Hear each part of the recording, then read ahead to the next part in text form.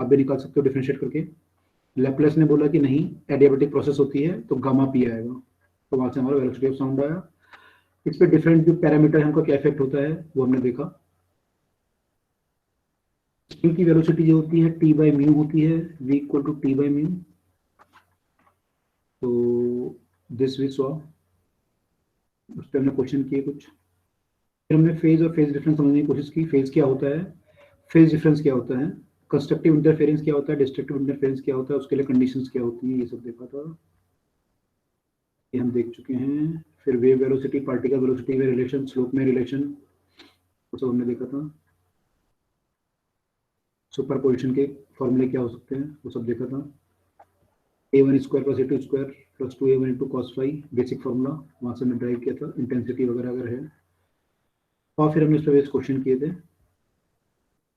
Till now we have done this. Last time हम लोग जो है प्रोग्रेसिव वेव की जो इक्वेशन है a sin omega t minus k x, उस पर बेस्ड क्वेश्चंस वगैरह कर रहे थे आई थिंक। और हम समझ रहे थे डिफरेंट डिफरेंट क्वेश्चन में ओमेगा निकालना था, टी निकालना था, वेलोसिटी निकालनी थी। तो ये सब हमने किया था अब तक, या तो ये हम अब तक कर चुके हैं, राइट। इसमें कोई डाउट किसी को अब तक? क्लियर है सबको? यस। Okay okay okay. तो हमने बेसिकली जो है सुपरपोजिशन को समझ लिया है, सुपरपोजिशन क्या चीज होती है, कैसे होती है। तो इसी पे बेस्ड आज का टॉपिक रहेगा हमारा। सुपरपोजिशन पे बेस्ड जो उसके वेव्स के हमारे कंसेप्ट हैं वो क्या हैं, तो लेट अस सी। तो हम बात करते हैं वेव के रिफ्लेक्शन की, रिफ्लेक्शन ऑफ वेव। अगर वेव जो है किसी पॉइंट से रिफ्लेक्ट होकर वापस आ रही है,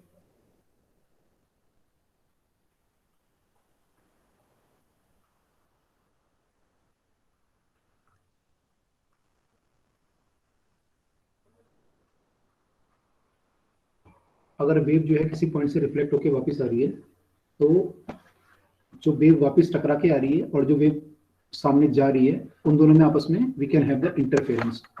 तो जो वेव जा रही है उसकी इक्वेशन हमें पता है, हम a sin omega t minus k x करके करते हैं।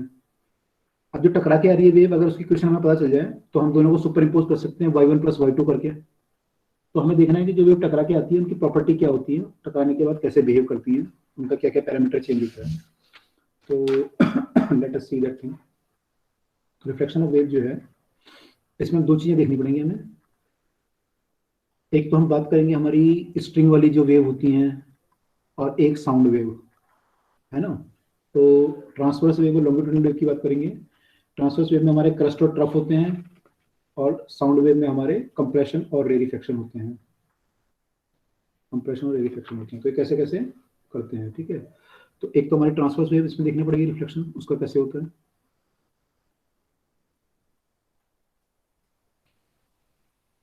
इसमें जब हम बात करेंगे तो क्रस्ट और ट्रफ के टर्म में बात करेंगे। और एक हमारी साउंड वेव, यहाँ पे मैं साउंड देखना है बेसिकली, लॉन्गिट्यूडिनल वेव में साउंड वेव। साउंड वेव में हमारे जो होंगे वो कंप्रेशन और रेरिफेक्शन होंगे।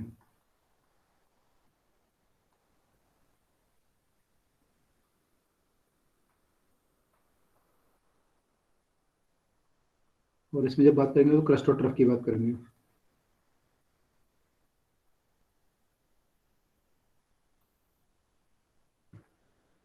ओके। तो देखो इसमें क्या होता है, वेव में टकरा के जब वेव आती है तो क्या क्या होता है। मान लो पहले ट्रांसवर्स वेव की बात करते हैं। ये वेव इधर को चल रही है, सपोज ये एक पल्स मान लेते हैं, पल्स है ये, it is travelling this side, और ये जाके यहाँ पे किसी बाउंड्री से टकराएगा, ठीक है। अब ये boundary, it can be fix boundary और it may be a rigid boundary. तो अभी मानते हैं रिजिड बाउंड्री है, फिक्स, सॉरी फिक्स हो सकती है, फ्लेक्सिबल हो सकती है। तो ये फिक्स बाउंड्री है मान लो हमारी। तो ये फिक्स बाउंड्री से मान लो टकराया यहाँ पे। जब ये फिक्स बाउंड्री से टकराता है यहाँ पे, तो जो वेव आपकी रिफ्लेक्ट होके आती है, टकराने का जो रिफ्लेक्ट होके आती है वो इन्वर्टेड हो जाती है, वो इन्वर्टेड हो जाती है। ये बाउंड्री हमारी फिक्स बाउंड्री है या रिजिड बाउंड्री।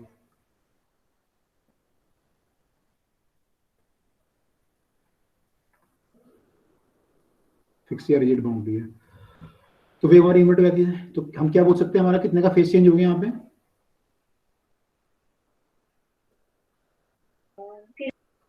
कितना, π/2। पक्का π/2।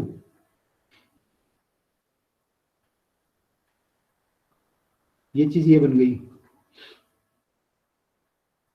कितना फेस चेंज हुआ, यस सर। इन दोनों के बीच में कितना फेज होता है, पाई पाई होता है ना, पाई। पाई होता है, पाई पूरा 2 पाई होता है ना, यहाँ तक इतना आधा हो जाएगा, पाई होगा ना, फेस चेंज हमारा पाई का हुआ है, ठीक है, फेस चेंज हमारा पाई का हुआ है। तो जो ये वेव जा रही थी यहाँ पे, इसकी जो इक्वेशन होती है वो आपने लिखी y equal to a sine मान लो omega t minus k x, ठीक है। तो ये जो वेव आपकी टकरा के आएगी, इसकी जो इक्वेशन होगी वो हो जाएगी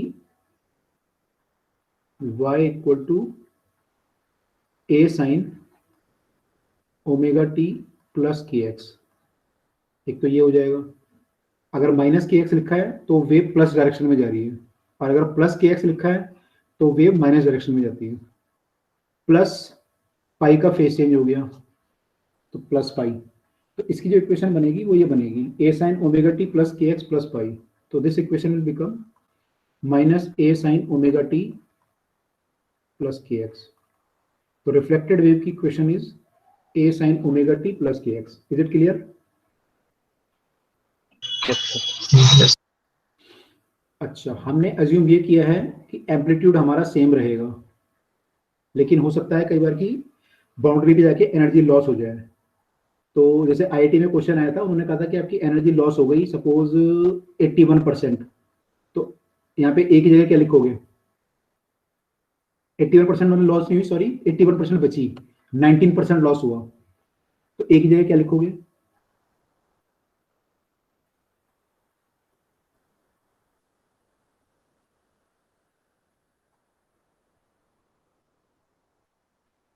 एनर्जी हमारी इंटेंसिटी की प्रोपोर्शन होती है ना, और इंटेंसिटी ए स्क्वायर के प्रोपोर्शन होता है, 81/100 यानी कितना 0.9 ए।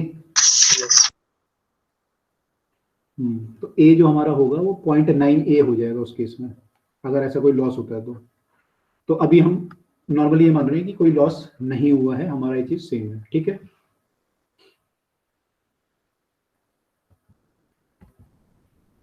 तो अगर नोट करना तो कर लो, ये केस हमारा हुआ रिजिड बाउंड्री वाला, रिजिड बाउंड्री।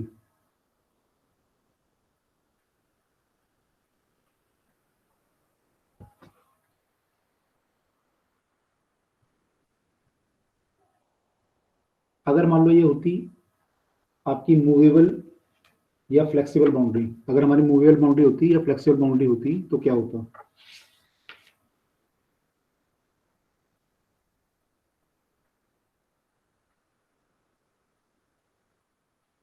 मूवेबल या फ्लेक्सिबल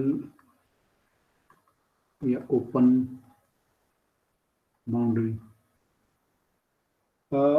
ओपन बाउंड्री बोल सकते हो कि, मतलब देखो ऐसा केस है, ये वेव गई यहाँ पे ऐसे, और ये बाउंड्री आपकी ऐसे मान लो फिक्स, एक इस छल्ला टाइप का आपने यहाँ पे फिक्स कर रखा है, तो ये इट कैन मूव, जब वेव यहाँ पे आएगी तो it can vibrate, this ring can vibrate up और डाउन।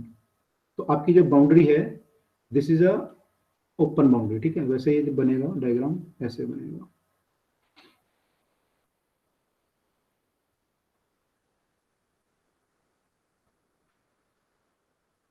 बिल्कुल यहाँ पे होगा ना ये, तो इट कैन मूव अप और डाउन। तो this is a case of open boundary case. तो इस केस में जो वेव टकरा के वापस आती है वो सेम फेज में वापस आती है, सेम फेज में। तो y1 अगर आप लिखोगे तो आपका a sine omega t minus k x था, इसकी इक्वेशन क्या बनेगी टकराने के बाद, a sin omega t plus के एक्स। करेक्ट, यहाँ कोई फेस चेंज नहीं होगा,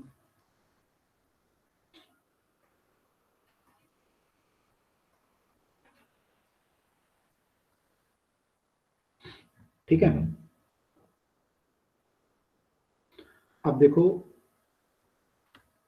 ये तो केस हुआ हमारा मूवेबल बाउंड्री या फिक्स बाउंड्री। तो ये जो मूवेबल बाउंड्री है इसका इक्विवेलेंट एक और हो सकता है,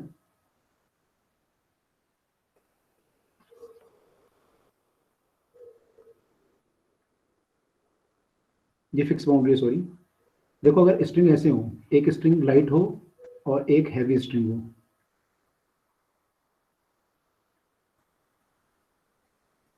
और ये दोनों सपोर्ट के बीच में फिक्स हो रखे हैं ऐसे, और आपने इस स्ट्रिंग में वेव प्रोड्यूस करी, तो जब यहाँ पे जाएगी तो यहाँ पे क्या हो रहा है, मीडियम चेंज, एक जो है वो चेंज हो रहा है आपका, मीडियम दूसरा आ रहा है, तो यहाँ पे जाके टकराएगी।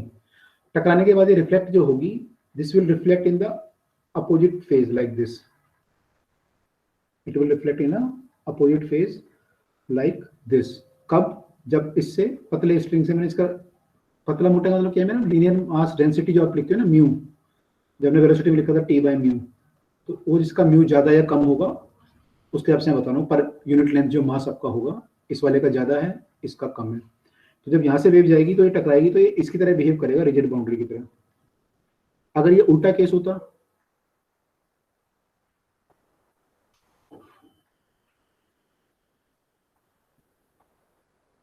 ऐसे जा रही होती वेव, तो फिर क्या होता, ये बिहेव करता है इसकी तरह। तो आपकी जो वेव जा रही है और जो आ रही है दोनों सेम फेज में वापस आती है,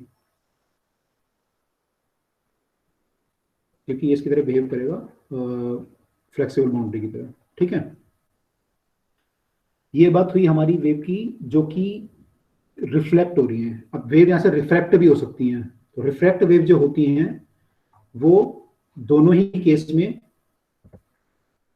में सेम फेज में जाएंगी, उसमें कोई फर्क नहीं पड़ता, चाहे आपकी बाउंड्री फ्लेक्सिबल हो और चाहे रिजिड हो। There is no change in the reflected wave, there is no phase change in the reflected wave.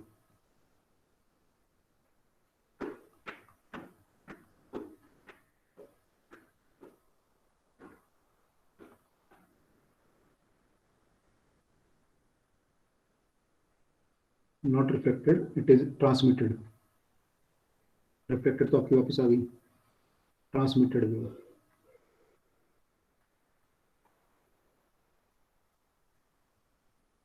इस केस में कोई चेंज नहीं हुआ, दोनों ही केस में।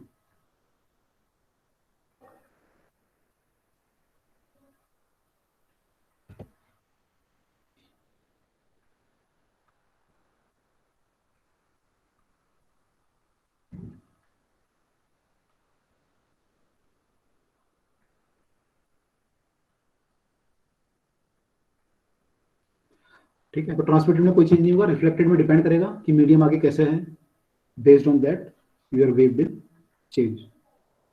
क्लियर हो गया ये? Yes, sir. Yes, sir. Okay.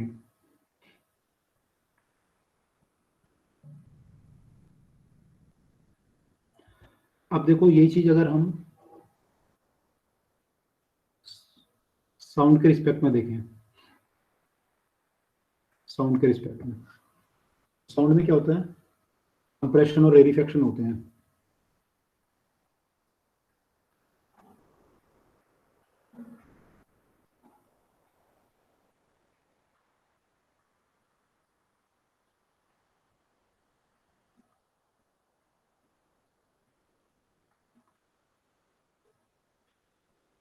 तो एक्चुअली क्या होता है,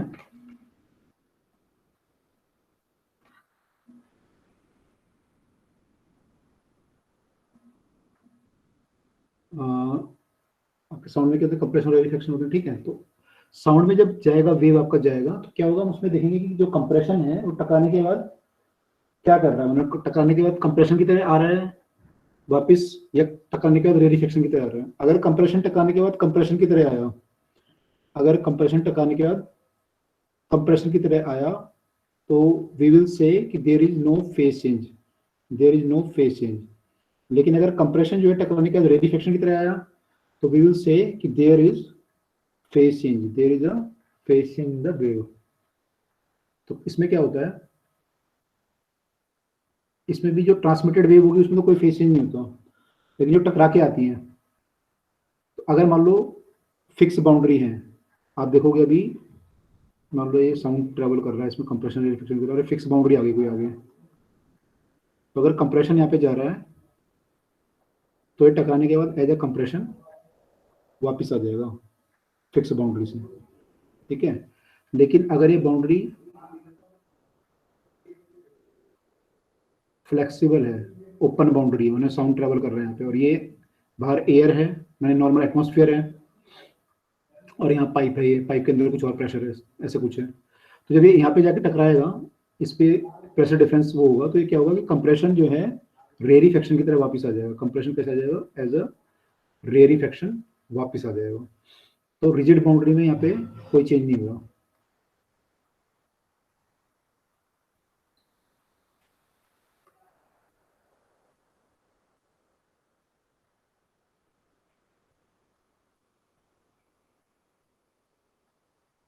और यहाँ पे आपका ये आपकी वो बाउंड्री है, क्या बोलते हैं, फ्लेक्सिबल बाउंड्री है, ओपन बाउंड्री बोल सकते हो। तो यहाँ पे फाइव जो है आपका जो आया पाई के बराबर आया, यहाँ पे फाइव आपका 0 आया।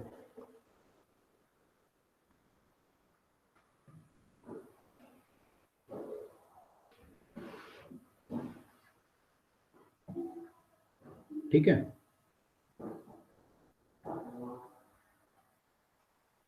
तो अभी हम जो बात करेंगे बेसिकली हम ट्रांसवर्स वेव की बात कर रहे हैं, तो हम केवल अभी ट्रांसवर्स वेव को डिस्कस करते हैं पहले। तो आपको ध्यान रखना है कि कहाँ पे जो टकरा के फेस चेंज होगा रिजिड बाउंड्री पे, और अगर रिजिड नहीं है फ्लेक्सिबल है तो face change will be 0 in that case, अगर फ्लेक्सिबल बाउंड्री है तो। ठीक है, अब देखो क्या होगा, इतना क्लियर हुआ सबको? Yes Yes, sir. sir. अब देखो जो वेव जा रही है और जो टकरा के वापस आ रही है, ये एक पल्स तो आएगी नहीं, कई सारी पल्स जा रही होंगी यहाँ पे, और कई सारी फिर टकरा के वापस भी आ रही होंगी।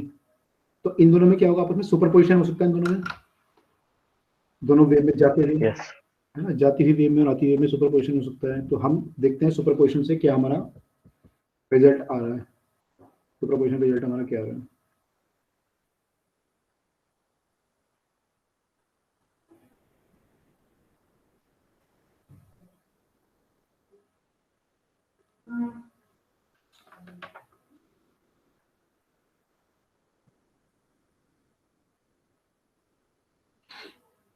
हमारी जो वेव जा रही है,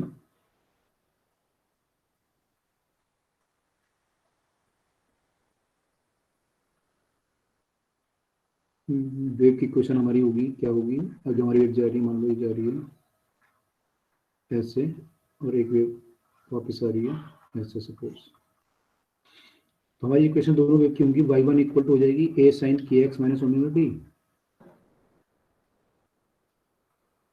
या ओमेगा टी माइनस kx कर लो, है ना, मैंने बीच में माइनस साइन आना चाहिए, कुल मिला के बात ये है।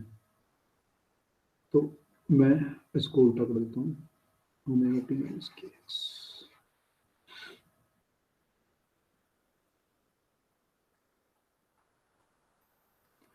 और एक हमारी वेव जो टकरा के आ रही है y2,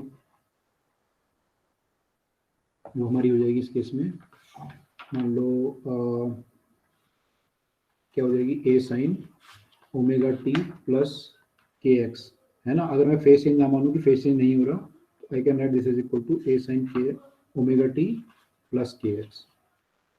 अब ये दोनों वेव सुपर इम्पोज करेंगी, तो सुपर इम्पोजिशन प्रिंसिपल क्या बोलता है, ये दो वेव आपकी सुपर इम्पोज करती हैं, तो in that case you have to,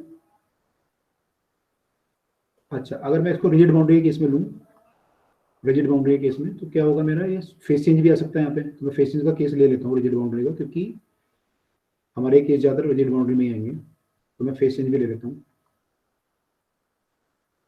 plus pi का, तो ये हो जाएगा minus a sine omega t plus के x, what ever it is, plus के एक्स।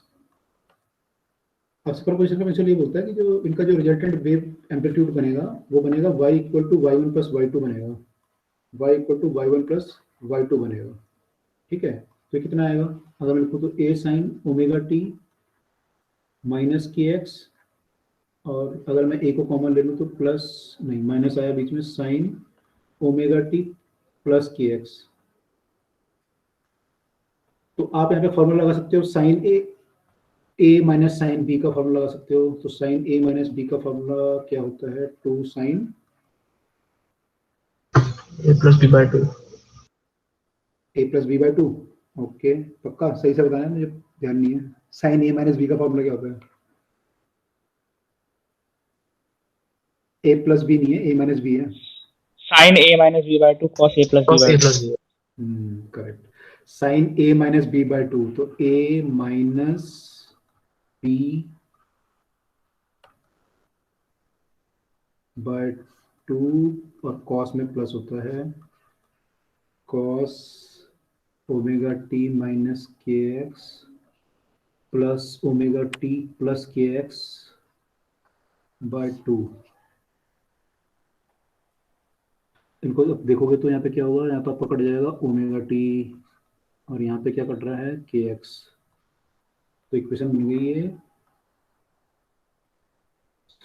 2a साइन 2 के एक्स हो जाएगा बाय 2, तो माइनस के एक्स हो जाएगा into cos 2 omega t by 2, तो ओमेगा टी हो गया।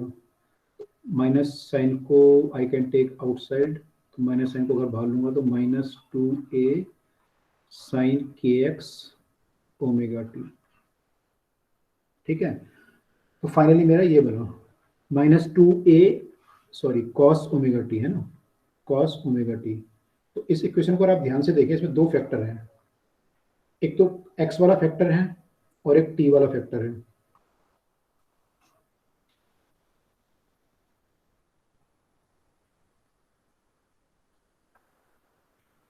साइन की एक्स कॉस ओमेगा टी, इसमें दो फैक्टर हैं, एक साइन वाला ये ओमेगा टी वाला और एक x वाला।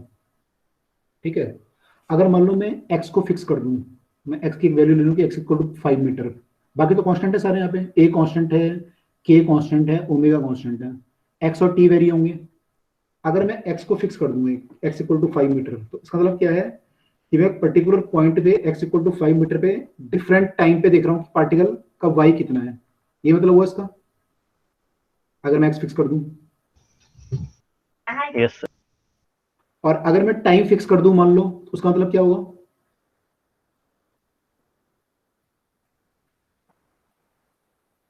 तो मैं लो क्या मिलेगा, जो ये वैल्यू आएगी टाइम को अगर मैं फिक्स कर दूं मान लो 5 सेकंड, तो ये जो वैल्यू आएगी डिफरेंट x पे जो वैल्यू आएंगी, डिफरेंट x के लिए डिफरेंट y की वैल्यू आएंगी। तो मतलब क्या आएगा उससे, डिफरेंट x पे y की डिफरेंट वैल्यू आएंगी, तो उसका मतलब क्या है, मेरे को स्ट्रिंग का शेप पता चल जाएगा, बोल सकता हूं मैं एक पर्टिकुलर टाइम पे।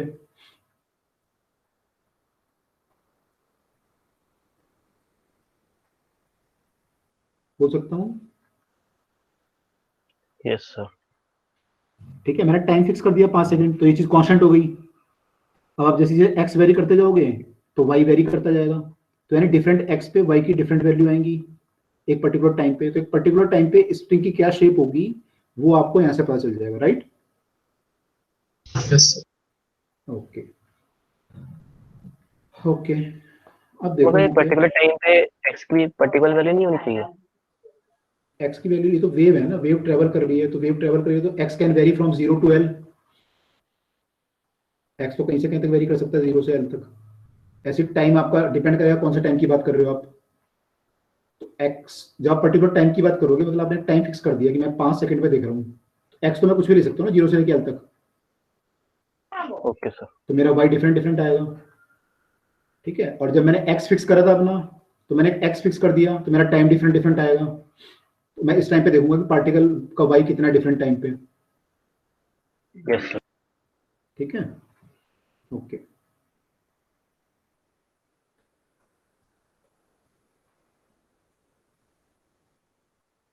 अच्छा, अब जो है ये हमारी इक्वेशन है, इस इक्वेशन को देखते थोड़ा सा और एनालिसिस करते हैं। ये बात सबको क्लियर हुई ना कैसे कैसे इस इक्वेशन का मतलब क्या बन रहा है।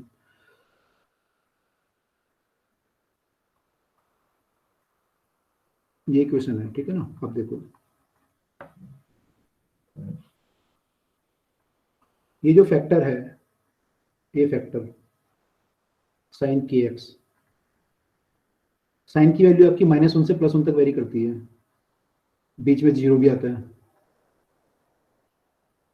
तो किसी x, कोई x ऐसे होंगे जहां पे वैल्यू आपकी 0 आएगी,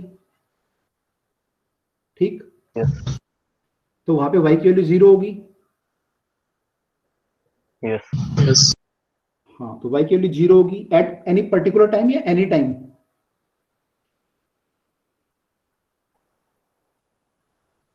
y की वैल्यू 0 आएगी एट एनी पर्टिकुलर टाइम आएगी, एनी टाइम 0 होगी? तो हमने x को 0 ले लिया तो at any time. Any time 0।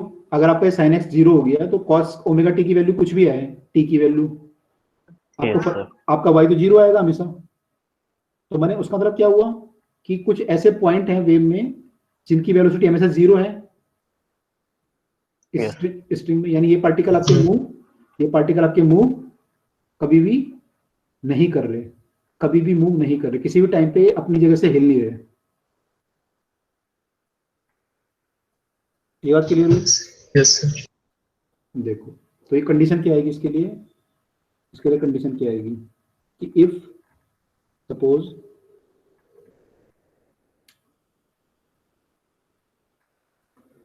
if kx sin kx equal to 0, this implies that y equal to 0 at any time, yeah, every time. That means these particles are at rest permanently.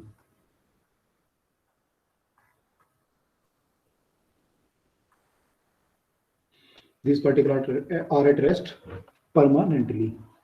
ठीक, तो ये बात समझ में आ गई हमारे।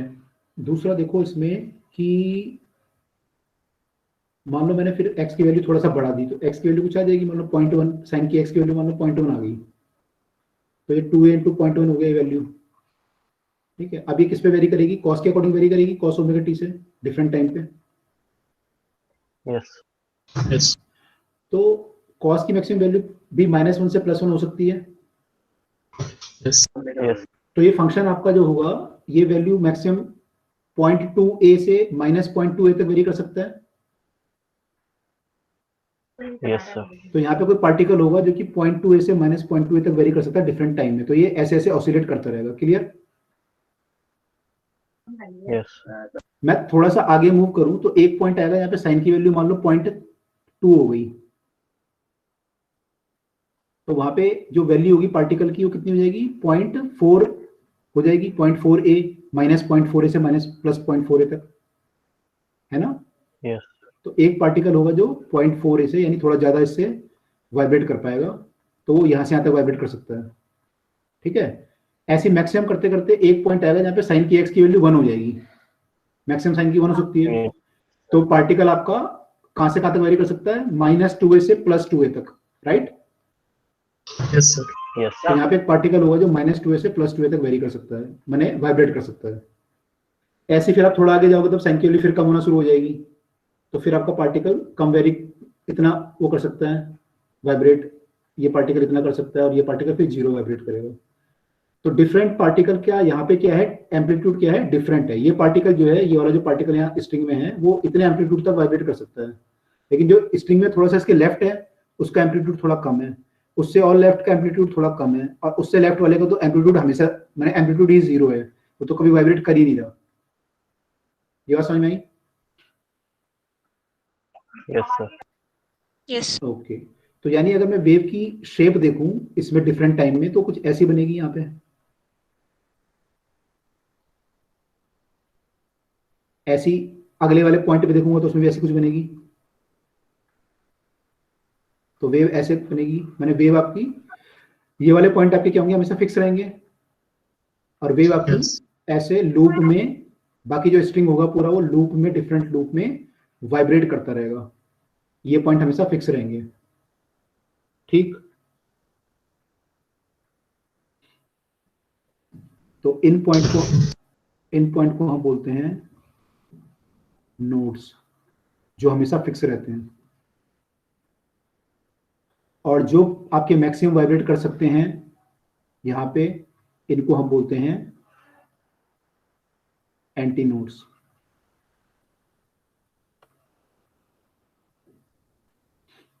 जो particle आपके मैक्सिमम वाइब्रेट कर सकते हैं, मैक्सिमम एम्पलीट्यूड जिनका हो सकता है, उनको हम बोलते हैं एंटी नोड्स। ठीक,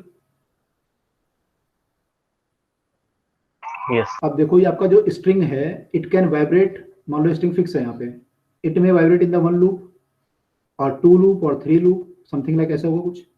यहाँ पे तो हमेशा क्या बनेगा आपका जो फिक्स पॉइंट है, यहाँ पे क्या बनेगा हमेशा, नोड। तो इसका नोड तो फिक्स है कि नोड यहाँ बनना ही बनना है।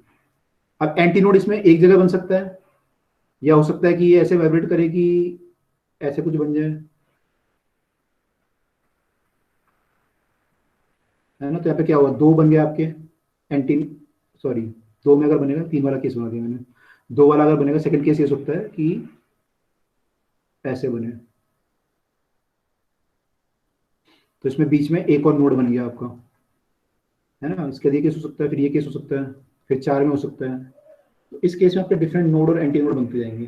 तो जब वेव आपकी टकरा के वापस आ रही है बार बार और वो आपस में इंटरफेयर कर रही है, तो then you will have several nodes and antinode in the string.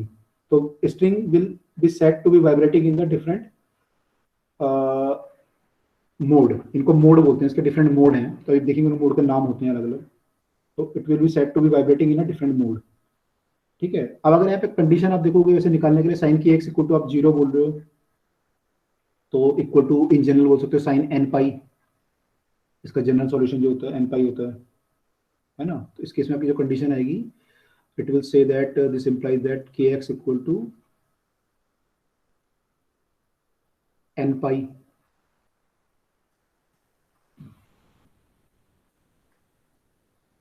ठीक है। kx equal to n pi, k क्या होता है आपका 2 पाई बाय लैम्डा होता है, एंगुलर वेव नंबर। तो ये आपका पाई से पाई कट गया, तो आपका जो x है, ये x आपका आ रहा है, लैम्डा जो आ रहा है, लैम्डा कितना आएगा यहाँ से, lambda will be 2x by n, lambda is 2x by n। ये हमारी जनरल कंडीशन आई, ठीक है। अब यहाँ पे n वेरी करेगा, n आपका 1 2 3 4 5 कुछ भी हो सकता है, ठीक है। n आपका 1 2 3 4 5 कुछ भी हो सकता है, ठीक है। अब यहाँ पे क्या है कि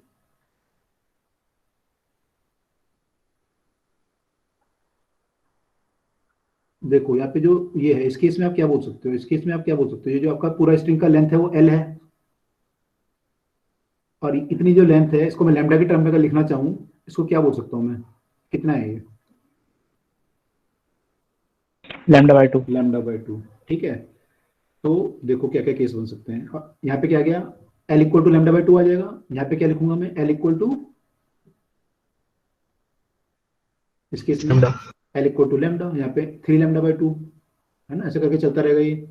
तो इसको हम डिफरेंट मोड को देखते हैं, इनके जो डिफरेंट डिफरेंट मोड होते हैं उसमें हम क्या क्या लिखते हैं,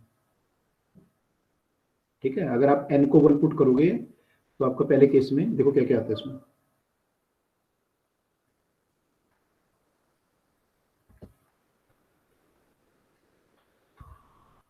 जो ऐसा वाला वाइब्रेशन आपका होता है, ये वाला, इसको हम बोलते हैं फर्स्ट हार्मोनिक और फंडामेंटल नोट।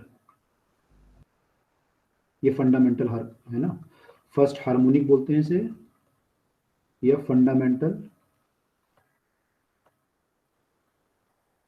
नोट, इसका नाम ये होता है।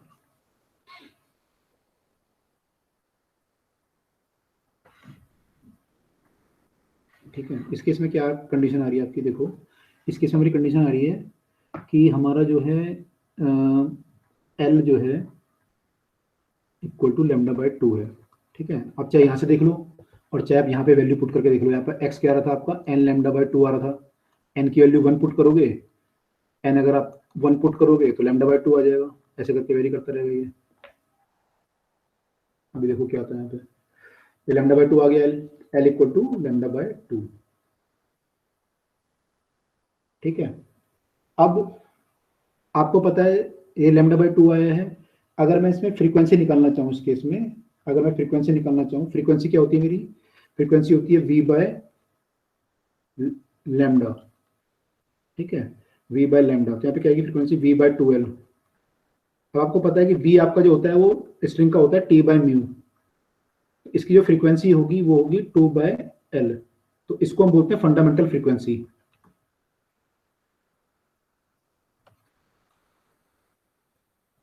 या frequency of the first harmonic बोल सकते हो, ठीक है, फंडामेंटल फ्रीक्वेंसी या frequency of the first harmonic. ठीक, तो हम बोलेंगे कि ये अगर ऐसा वाइब्रेट कर रहा है तो हम बोलेंगे अपनी फंडामेंटल फ्रीक्वेंसी में वाइब्रेट कर रहा है। ये किसमें वाइब्रेट कर रहा है? फंडामेंटल फ्रीक्वेंसी में। अगर मान लो ये 2 लूप में वाइब्रेट करने लगा,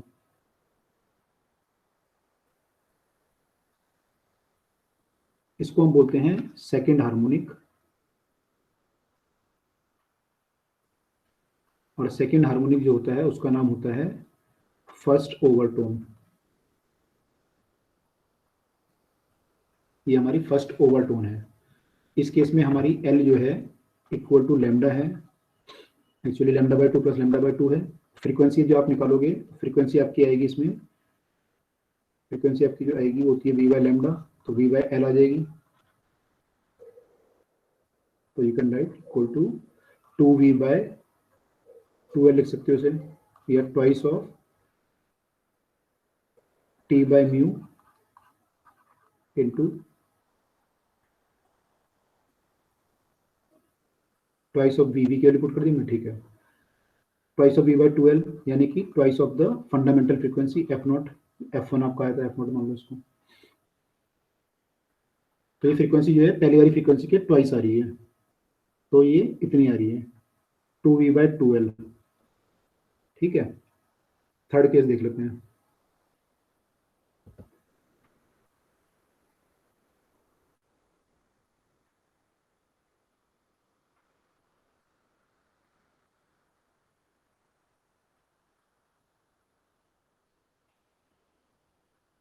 इस केस में आपका जो है इसको हम बोलते हैं थर्ड हार्मोनिक,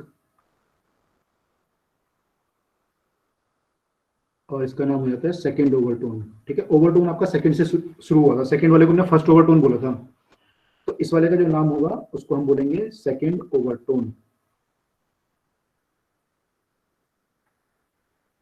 तो यहाँ पे आपकी जो लैम्डा आ रही है, एल और लैम्डा में रिलेशन ये है कि एल जो है वो 3 लैम्डा बाय 2 के बराबर आ रहा है, क्योंकि एक आपका जो लूप है वो लैम्डा बाय 2 के बराबर है, तो यहाँ पे 3 लैम्डा बाय 2 आ रहा है। तो वी कैन से दैट कि आपकी जो फ्रीक्वेंसी आती है v बाय लैम्डा, वो आपकी आएगी v बाय लैम्डा की वैल्यू हो जाएगी 2l बाय 3, तो 3v बाय 2l आ जाएगा। तो thrice of v by 2l we can say, यानी thrice of t by mu by 2l, यानी थ्राइस ऑफ फंडामेंटल। आपकी जो फ्रीक्वेंसी है वो thrice of the fundamental frequency है, ठीक है। इन जनरल अगर हम देखें तो in general we can write, अब आप इन जनरल समझ गए होंगे क्या आएगा। इन जनरल जो आपका आता है एल जो आपका आएगा वो एन लैम्डा बाय 2 आएगा, जब एन लूप में ये वाइब्रेट करेगा। और आपकी जो फ्रीक्वेंसी आएगी वो आपकी आएगी एन वी बाय 2l, यानी कि N times root T by mu into 2l, उसको बोलेंगे nth हार्मोनिक,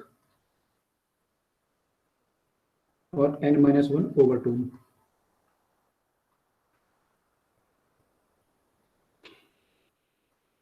ठीक है, इज इट क्लियर?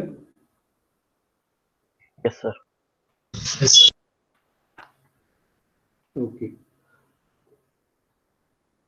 तो यहाँ पे अगर आप पोजीशन ऑफ द, उससे आपसे पूछा उसने कि पोजीशन ऑफ द नोड बताओ, एंटी नोड बताओ, फर्स्ट हार्मोनिक में, सेकंड हार्मोनिक में, आई थिंक आप निकाल सकते हो। जैसे अगर यहाँ पे देखें तो पोजीशन ऑफ द आपका जो नोड है वो 0 पे है और L पे है, और एंटी नोड आपका L बाय 2 पे है।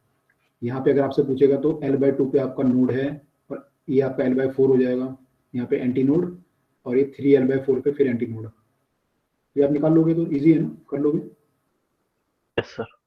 तो इसका मैं फॉर्मूला लिखवा रहा आपको, तो आप क्वेश्चन देख के निकाल लोगे कि एंटी नोड कहाँ पे बनेगा।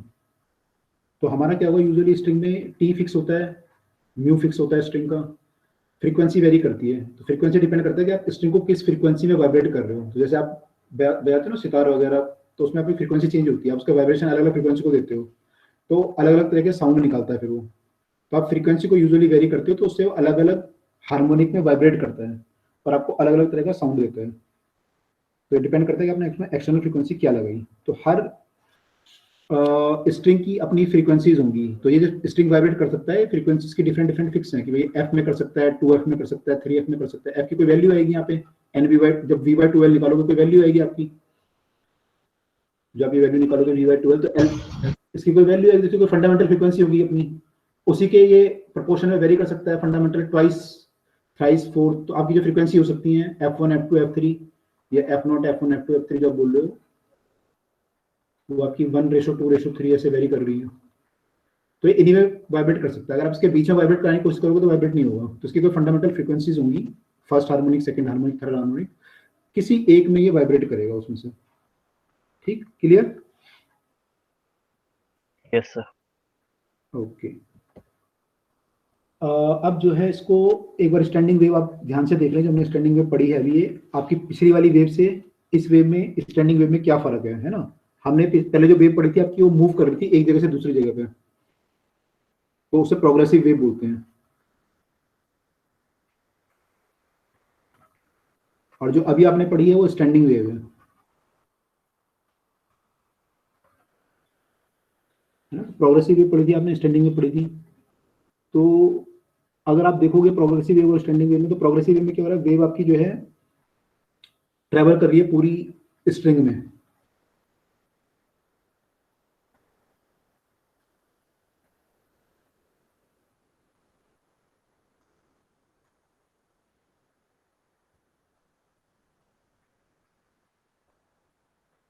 स्टैंडिंग वेव में क्या हो रहा है, देखो स्टैंडिंग वेव में आपके यहाँ पे नोड और एंटी नोड बन रहे थे ऐसे। तो ये पार्टिकल जो है कभी मूव नहीं कर रहा, तो ये particle will behave like a कैसी boundary, fixed boundary, fix boundary की तरह बिहेव करेगा। तो ये क्या करेगा, ऐसे वेव को ट्रांसमिट कर रहा है वापस बार बार, ये कभी मूव ही नहीं कर रहा। तो ये वेव को क्या करेगा, ऐसे वापस बार बार जो है ट्रांसमिट करता रहेगा। तो अगर ये बार बार ऐसे ट्रांसमिट करता रहेगा वेव को, तो वेव इससे आगे ट्रेवल नहीं कर पाएगी। तो वेव की जो एनर्जी है वो इस लूप के अंदर फिक्स हो जाएगी, वो बार बार यहीं से घूम के वापस आती रहेगी। तो इस लूप की एनर्जी विल रिमेन फिक्स। ठीक है, ऐसी सेकंड लूप की energy will remain fix between these two nodes, ऐसी थर्ड लूप की energy will remain fix between these two nodes. तो वेव जो है ना, वो between the node he travel करके वापस रिफ्लेक्ट हो रही है। ये बात क्लियर हुई? Yes.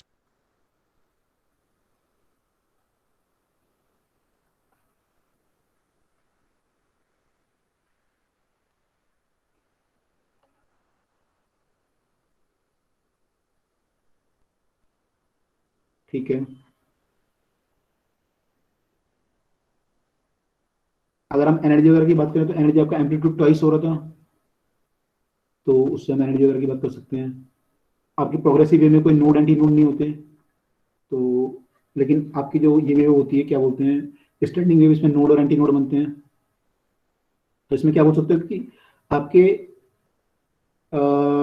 स्टैंडिंग वेव में क्या होता है कि जो डिफरेंट पार्टिकल, जैसे ये वाला पार्टिकल है, ये पूरा वाई ए एम्पलीट्यूड तक जा सकता है, लेकिन ये वाला पार्टिकल कभी नहीं जा सकता, ये अपने यहीं तक जाएगा, है ना? लेकिन प्रोग्रेसिव वेव में क्या होता है, प्रोग्रेसिव वेव में अभी ये डिस्टर्बेंस यहाँ पे है, थोड़ी देर बाद डिस्टर्बेंस जो है ऐसा हो जाएगा कि हो सकता है ऐसे हो जाए। तो सारे पार्टिकल आपके मैक्सिमम तक जा सकते हैं, ऐसा कोई इसमें लिमिटेशन नहीं है कि कौन जाएगा कौन नहीं जाएगा। तो प्रोग्रेसिव वेव में all particle will have the same amplitude, we can say.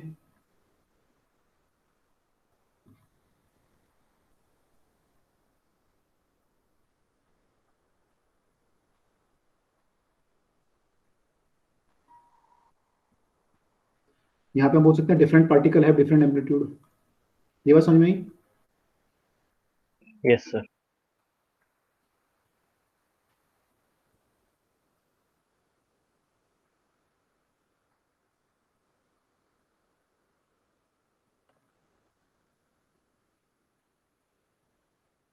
तो किसी का एम्पलीट्यूड जो है ज्यादा होगा, किसी का कम होगा, कोई पार्टिकल रेस्ट में। यहाँ पे हम बोल सकते हैं कोई पार्टिकल हमेशा रेस्ट में नहीं रहता, no particle at permanent rest.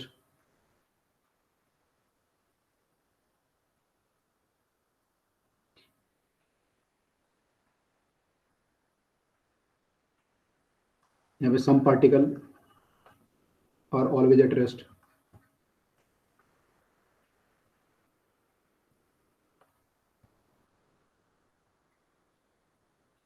some particle are always at the rest, ठीक है। दूसरा क्या होता है इसमें कि इसमें देखो जो आपके नोड वाइब्रेट करते हैं सारे के सारे, ये कैसे वाइब्रेट करते हैं, ये वाइब्रेट करते हैं ना ऐसे, तो ये अलग अलग आपके वो हैं loop.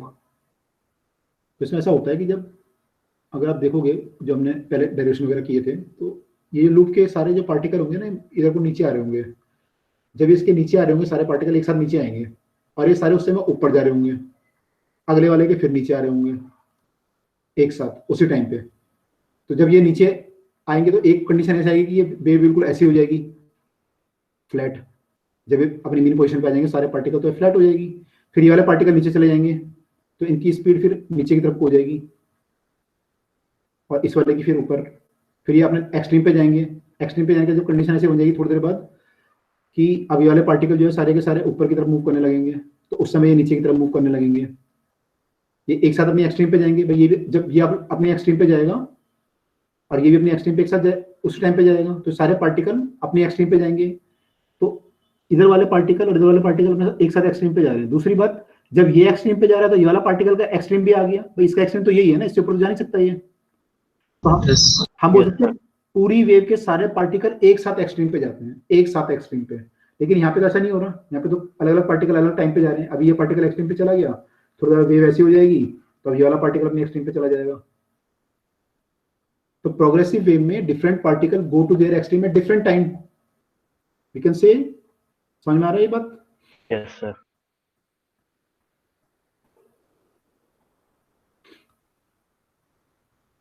We can say that different particle go to extreme at different time. यहाँ पे all particle go to extreme simultaneously, go to their we can say respective extreme, है ना, उनकी एक्सट्रीम अलग अलग है सबकी।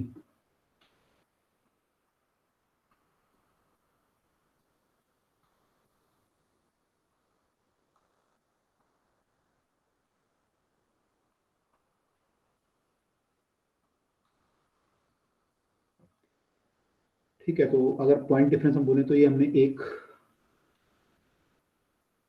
दूसरा ये था हमारा, तीसरा ये था, चौथा ये था। ऐसे हम अगर मीन पोजीशन की बात करें तो मीन पोजीशन पे भी we can say different particle go to mean position at different time, और यहाँ पे सारे पार्टिकल एक साथ आएंगे, all particle go to mean position same time. ये भी समझ में आ गई? Yes. अच्छा, अगर मैं यहाँ एनर्जी की बात करूं लूप में, जब पार्टिकल अपनी एक्सट्रीम पे होता है तो उसमें कौन सी एनर्जी होती है? वेलोसिटी तो जीरो होती है उसकी, यहाँ पे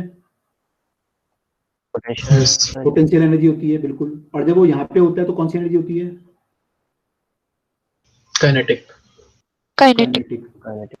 तो इस केस में क्या हो रहा है, यहाँ पे सारे पार्टिकल एक साथ जब टॉप पे जा रहे हैं तो सारी एनर्जी क्या होगा इस केस में? अब पोटेंशियल। और जब पार्टिकल बिल्कुल अपने मीन पे आ गया, सारी बिल्कुल स्ट्रिंग फ्लैट हो गया, तो कौन सी एनर्जी हो गई? काइनेटिक। तो यहाँ पे एक साथ जो है आपकी एनर्जी पोटेंशियल से काइनेटिक में कन्वर्ट होती है ना, ऐसा केस आता है जबकि सारी एनर्जी आपकी स्ट्रिंग की क्या हो गई? काइनेटिक हो गई, या सारी एनर्जी पोटेंशियल हो गई। मैंने कभी कभी ऐसा केस आता है बीच में, वैसे तो बीच में जब रहेगा स्ट्रिंग तो काइनेटिक भी होगी पोटेंशियल भी होगी, लेकिन मान लो जब एक्सट्रीम पे पहुंचे तो आपकी सारी एनर्जी क्या हो गई? पोटेंशियल, और जब बीच में आया तो सारी काइनेटिक हो गई। लेकिन प्रोग्रेसिव वेव में ऐसा केस नहीं आता। प्रोग्रेसिव वेव में हमेशा जो है एनर्जी जो है काइनेटिक और पोटेंशियल में चेंज होती रहती है, क्योंकि कुछ पार्टिकल की एक्सट्रीम पे होंगे, कुछ पार्टिकल बीच में होंगे। अभी भी जब दोबारा वेव चेंज होगी तब भी ऐसी होगा, कुछ पार्टिकल एक्सट्रीम पे होंगे, कुछ पार्टिकल बीच में होंगे, कुछ कहीं और होगा। तो यहाँ पे कभी भी पूरी की पूरी एनर्जी काइनेटिक या पोटेंशियल नहीं होती। लेकिन आपका इस केस में स्टैंडिंग वेव के केस में इसको स्टैंडिंग वेव बोलते हैं, क्योंकि ये वेव में स्टैंडिंग वेव क्यों बोला मैंने? क्योंकि यहाँ पे जो ये पार्टिकल है रेस्ट में, आप तो एक तो बात ये रीजन बोल सकते हो, दूसरा जो एनर्जी है वो इन लूप के बीच में ही रुकी हुई है, इसलिए भी इसको स्टैंडिंग वेव बोलते हैं। तो स्टैंडिंग वेव में आपकी जो सारी एनर्जी है एक साथ साइमल्टेनियसली काइनेटिक और पोटेंशियल में कन्वर्ट होती है। ये केस वहां पे नहीं होता। क्लियर हुआ? Yes sir. ठीक है, तो ये हमारा मेन डिफरेंस है between the standing wave and the जो हमने प्रोग्रेसिव वेव तक पढ़ी थी उसमें ये डिफरेंस है। चलिए, तो अगर इतना क्लियर है हमें और स्ट्रिंग का अगर वाइब्रेशन समझ गए, first mode, second mode, third mode of vibration उसका, तो we can do some question based on the string. तो स्ट्रिंग में जो टी बाई म्यू आपका फॉर्मूला आपने यूज किया था वेलोसिटी निकालने के लिए, पहले आपने वेलोसिटी निकाली थी है ना, एक दो क्लास पहले हमने वेलोसिटी की बात की थी। अब हमने फ्रीक्वेंसी से उसे रिलेट कर दिया, अगर आपके वाइब्रेशन डिफरेंट होते हैं तो क्या फ्रीक्वेंसी होगी। इस पे बेस्ड काफी सारे क्वेश्चन बनते हैं आपके। तो लेट अस सी सम क्वेश्चंस। लेट अस सी सम क्वेश्चंस। कोई डाउट तो नहीं किसी को यहां तक? समझ में आ रहा है? First harmonic, second harmonic, third harmonic.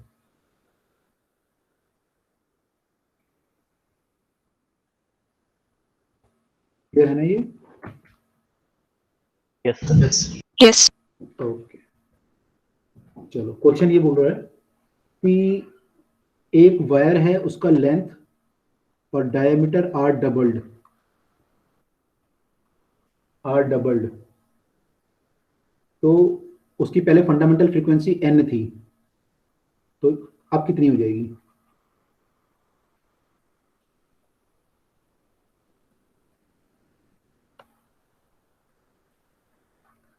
Now fundamental frequency is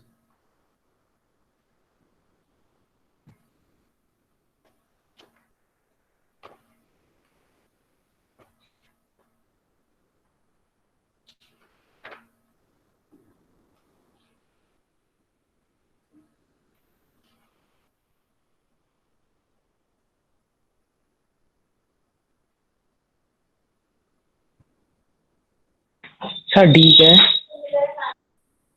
sorry, D diameter, diameter, this is length and diameter.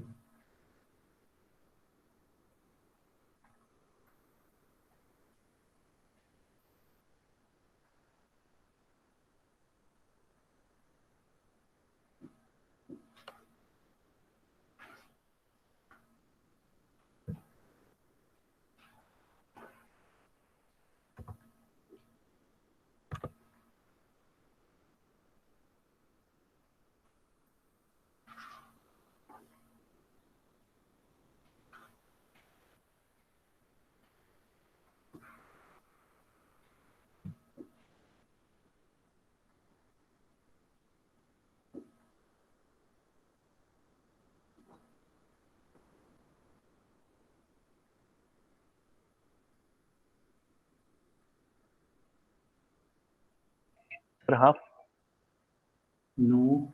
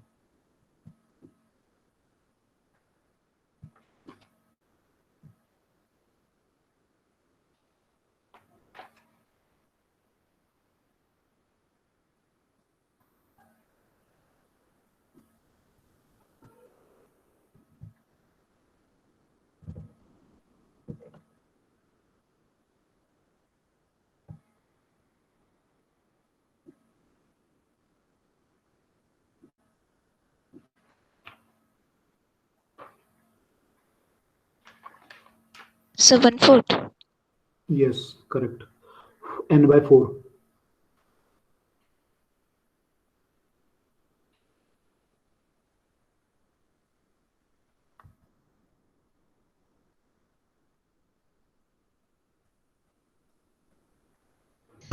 तो नंबर ऑफ लूप्स में कांस्टेंट रहेंगे दोनों में।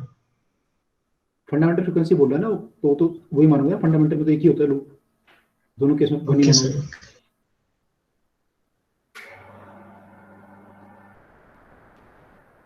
यस सर 1/4 था ये। मैं बोलता क्या, एफ नॉट आपकी होती है बी बाय 2l, बी आपका होता है टी बाय म्यू, ये आ गया फंडामेंटल के लिए। अब इसमें क्या है, टेंशन तो कोई चेंज नहीं की, म्यू आपका होता है मास पर यूनिट लेंथ, तो मास पर यूनिट लेंथ, मास आपका होगा मास पर यूनिट लेंथ, मास होता है वॉल्यूम इनटू डेंसिटी और लेंथ, वॉल्यूम आपका हो जाएगा एरिया इनटू लेंथ, तो ये आपका फॉर्मूला बन जाएगा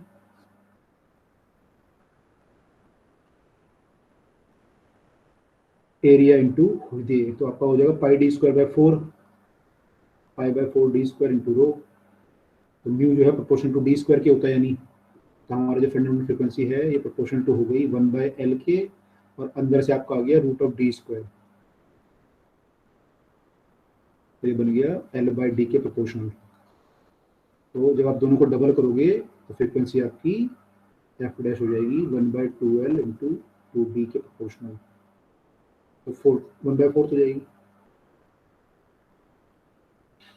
ठीक,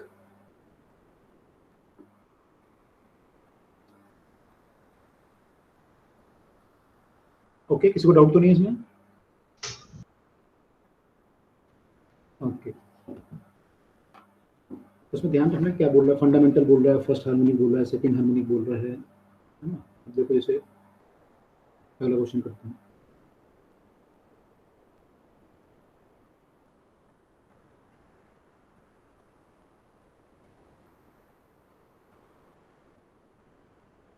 ये कह रहा है कि standing wave are produce in a string of length 10 centimetre 10 metre sorry, length is 10 metre, stretch string, it vibrates string vibrates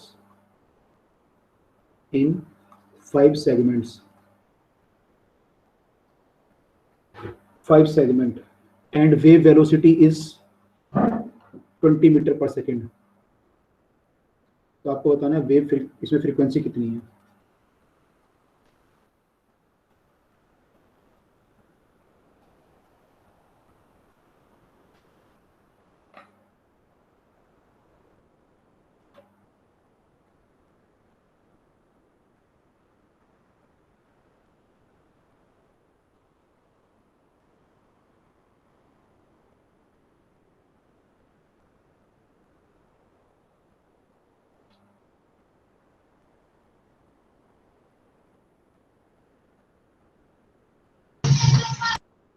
five hertz.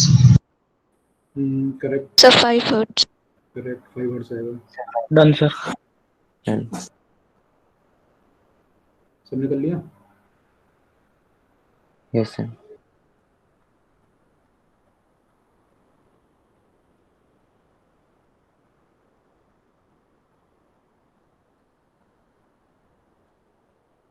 ठीक है, किसी को डाउट तो नहीं है? No sir. No, sir. Okay, good, answer इसका आएगा 5 hertz. ठीक है, अगला क्वेश्चन ये कह रहा है कि आपका एक स्ट्रिंग है fixed at both ends,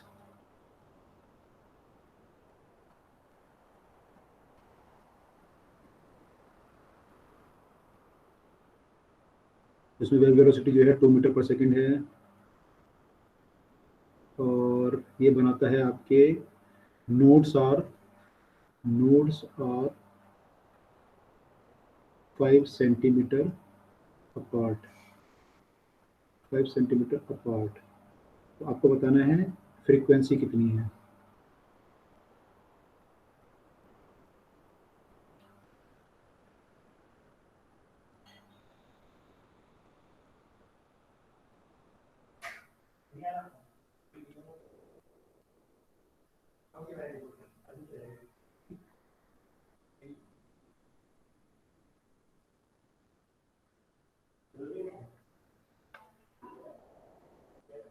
50 hertz 10 hertz. 50 तो नहीं है ऑप्शन में, 10 है। 10 है ऑप्शन में, 10 हर्ट्ज, 10 हर्ट्ज, 10 हर्ट्ज, 10, लेकिन आंसर 10 भी नहीं है। 20 hertz yes, 20 is the answer. इसमें आपको वेलोसिटी पता है और क्या पता है? Lambda by 2। लैम्डा बाय 2 पता है, करेक्ट। वेलोसिटी आपकी 2 मीटर पर सेकेंड है, और ये जो होती है दूरी इनके बीच की, वो लैम्डा बाय 2 होती है। तो लैम्डा बाय 2 मेरा जो है 5 सेंटीमीटर है। तो इससे निकाल लो, बाकी लोग सब लोग निकाल लो, देखो आ रहा है आंसर। आंसर क्या है? 20 हर्ट्ज। ओके सर, आ गया सर।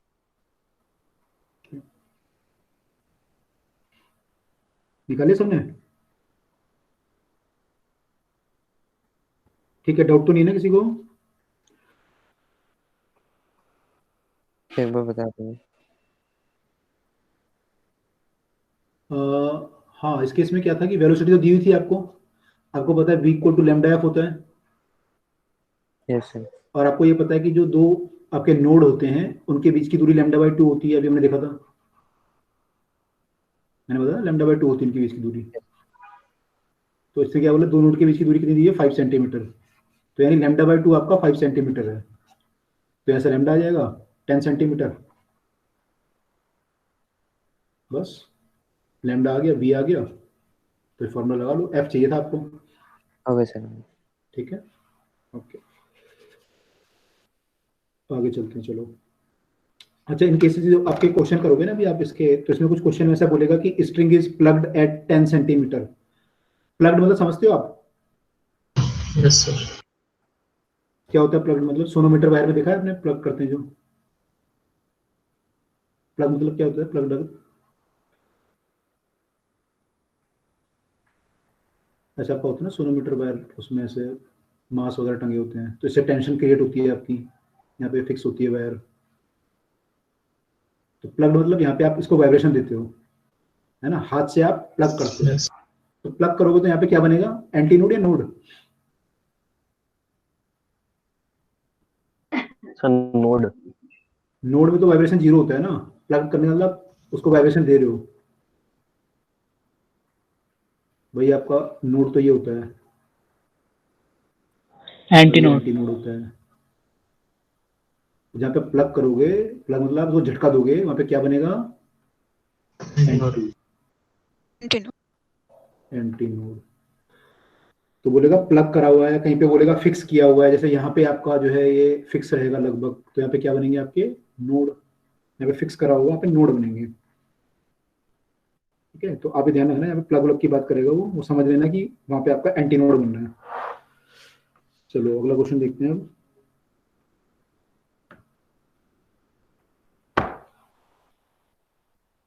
ये कर लिया हमने, ठीक है। जैसे ये क्वेश्चन है, प्लग प्लग की बात कर रहे हैं।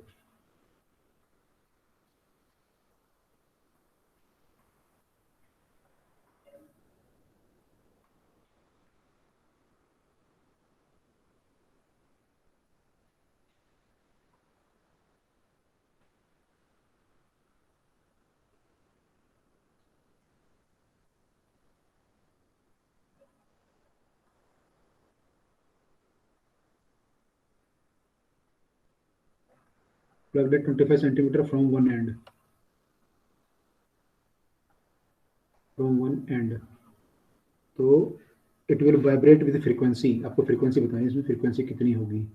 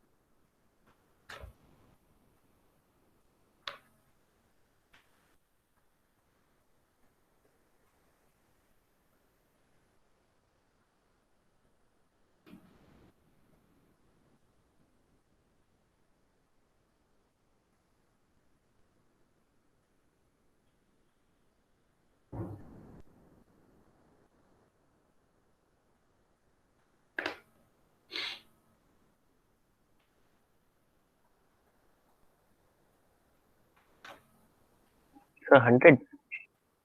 नो 100 नहीं है। 400।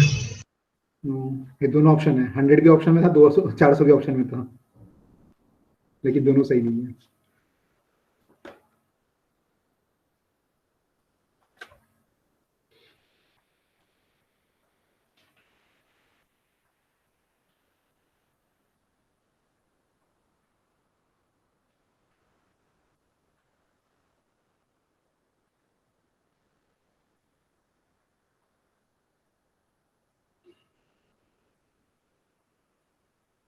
Sir 200। Yes, 200 is the answer. Yes, sir. 200. Okay, देखो सब लोग देखो, 200 आ रहा है।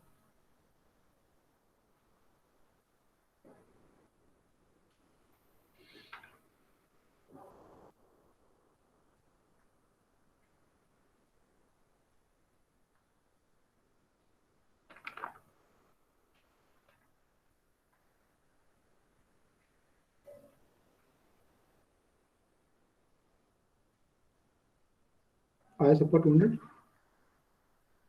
यस 1 मीटर है ना, 25 सेंटीमीटर पे प्लग किया है ऐसे, तो कौन सा केस हो सकता है देखना है आपको। 25 सेंटीमीटर यानी L/4 पे प्लग किया, तो यहाँ पे आपका एंटी नोड बनना है, यानी कि ऐसा केस होगा ये, 2 लूप वाला। क्योंकि इसकी वायर की लेंथ 1 मीटर थी, 25 सेंटीमीटर आपने प्लग किया, यानी यहाँ पे प्लग किया आपने, 2 लूप वाला केस बना ये। तो 2 लूप वाले केस में आपकी जो फ्रिक्वेंसी आती है वो आती है 2V/2L, ट्वाइस आती है, तो T/μ/2L। एल आपका 1 मीटर ही है, T/μ आ जाएगा ये, तो वैल्यू हो जाएगी T/μ। म्यू होता है मास पर यूनिट लेंथ, लेंथ तो 1 मीटर है, तो मास ही ले लो सीधा, ये आ गया। इसको सॉल्व करोगे तो 20 4 आ जाएगा, ऊपर 4 से कट जाएगा ये, इंटू 10⁴ का रूट 2 इंटू 10⁻² आ जाएगा, यानी 200 हर्ट्ज। ठीक है, इसमें किसी को डाउट? No sir. सर इसमें 2 ही लूप क्यों होंगे? क्योंकि 25 सेंटीमीटर पे एंटी नोड बनना है, तो किस केस में पॉसिबल है 27 सेंटीमीटर पे एंटी नोड? अगर मान लो एक लूप होता तो यहाँ पे एंटी नोड बनता 50 सेंटीमीटर पे, है यस ना। सर। 2 लूप में 25 पे बन रहा है, 3 लूप अगर होते मान लो, तो फिर कहाँ पे बनते हैं एंटी नोड हमारे? फिर हमारे यहाँ पे बनते हैं, ये पूरी लेंथ L है तो ये L/3 हो जाएगी, पूरी L/3 L/3 L/3 हो जाएंगी, तो एंटी नोड कहाँ पे बनेगा? L/6 पे, ओके सर ठीक। है ना। तो ये पॉसिबल नहीं है ना आपका, L/6 आपका यानी 16 सेंटीमीटर पे बनेगा इस केस में। और अगर आप ज़्यादा लूप बनाओगे तो फिर और वो 16 पे बनेगा, 32 पे बनेगा, और यहाँ बनेगा 16 पे प्लस जो भी ये होगा नेक्स्ट, है ना, उस पर बनेगा, फिर यहाँ बनेगा, तो 25 नहीं आएगा उस केस में। तो यानी ये केस यहीं पे पॉसिबल हो सकता है। ठीक, चलो, ये अच्छा क्वेश्चन है, मैंने ऐसे आपको पता होना चाहिए कि ऐसा क्यों हो रहा है।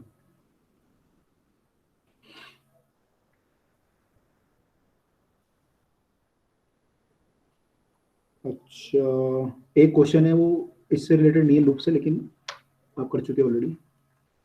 कह रहा है कि एक वेव है, उसकी इक्वेशन दे रखी है आपको,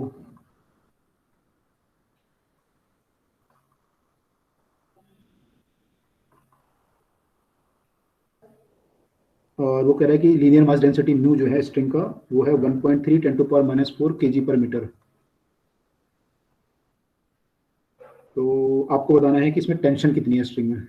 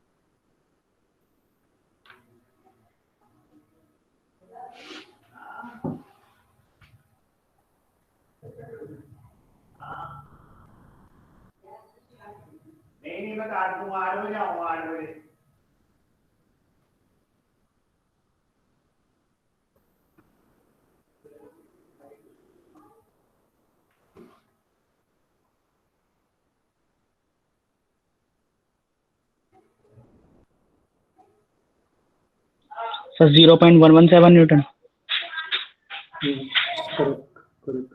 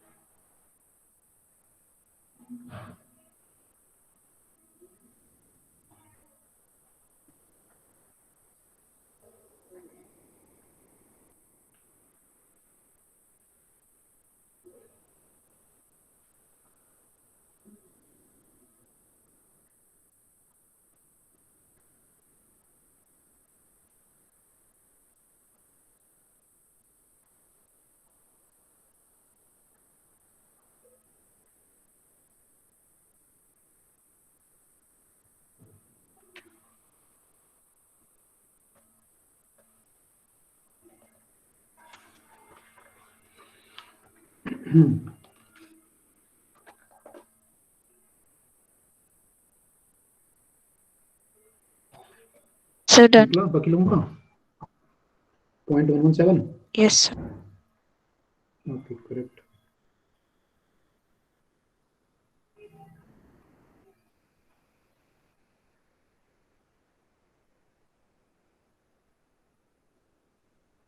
आया सबका? तो इसमें ऐसे ही करना है ना कि हमें जो वेव इक्वेशन होती है उससे कंपेयर करेंगे तो k की वैल्यू 1 आ जाएगी और एंगुलर फ्रीक्वेंसी 30 आ जाएगी। करेक्ट। सभी उससे सॉल्व करना है ना। हाँ हाँ बिल्कुल ऐसे करेंगे। तो उसकी थोड़ी कैलकुलेशन कर दिया सर। कैलकुलेशन आ रही है। ओके। वी हमारा टी बाई म्यू होता है और हमें टी बताना है, तो टी हमारा हो जाएगा V square into mu. V की वैल्यू कितनी आ रही है यहाँ पे? ये होता है हमारा 2 पाई बाई लैम्डा, ये 1 है तो लैम्डा इक्वल टू 2 पाई आ गया। ओमेगा हमारा होता है 2 pi by time period, 2 pi F होता है, तो फ्रीक्वेंसी आ गई यहाँ से, एफ हमारी आ गई 30/2 पाई। तो लैम्डा आ गया ये और फ्रीक्वेंसी आ गई ये। अब मेरी वेलोसिटी इन दोनों को अगर मैं देखूं तो वेलोसिटी होती है लैम्डा इंटू फ्रीक्वेंसी, यानी कि 2f हो जाएगा सर, हो जाएगा।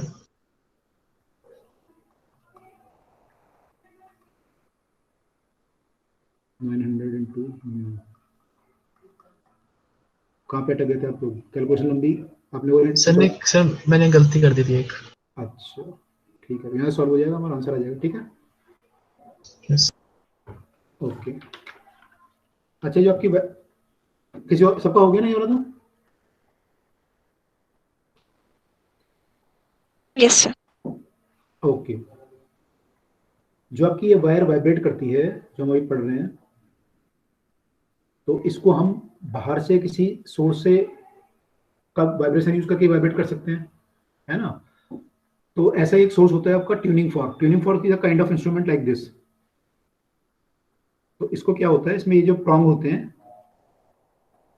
They can vibrate like this, up and down, ये दोनों वाइब्रेट कर सकते हैं। तो इसको क्या करते हैं, ट्यूनिंग फॉर्क को पकड़ के हम किसी फेस पे मारते हैं इसको ऐसे, तो ये इसका वाइब्रेट करने लगेगा।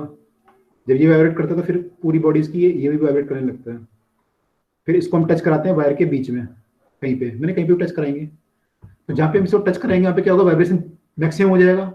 तो वहाँ क्या बनेगा आपका? Yes. Anti node. Antinode. Anti node बन जाएगा एक। तो दूसरा क्या होगा, वहाँ पे जो इसकी फ्रीक्वेंसी होगी उसी फ्रीक्वेंसी से ये भी वाइब्रेट करने लगेगी वायर। Yes. तो हम कहेंगे इसको कि ये this is a kind of forced vibration.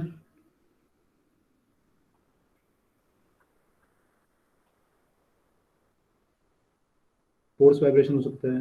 This instrument is known as tuning fork. Tuning fork, ये आपके एक्सपेरिमेंट में भी यूज होता है और क्वेश्चंस में भी काफी आता है ट्यूनिंग फॉर्क। ठीक है। अच्छा, कई बार क्या होता है कि आप दो वायर की फ्रीक्वेंसी या दो ट्यूनिंग फॉर्क की फ्रीक्वेंसी या फिर एक वायर और एक ट्यूनिंग फॉर्क की फ्रीक्वेंसी या किसी और चीज की फ्रीक्वेंसी आपस में कंपेयर कर रहे होते हो, तो जो दोनों का डिफरेंस आता है फ्रीक्वेंसीज का, उसको हम बोलते हैं बीट। अभी आप बीट पढ़ोगे एक आगे, इन दोनों का जो डिफरेंस आता है f1 minus f2, this is known as the beat frequency. जो डिफरेंस होगा दोनों का, this is known as beat frequency. ठीक है।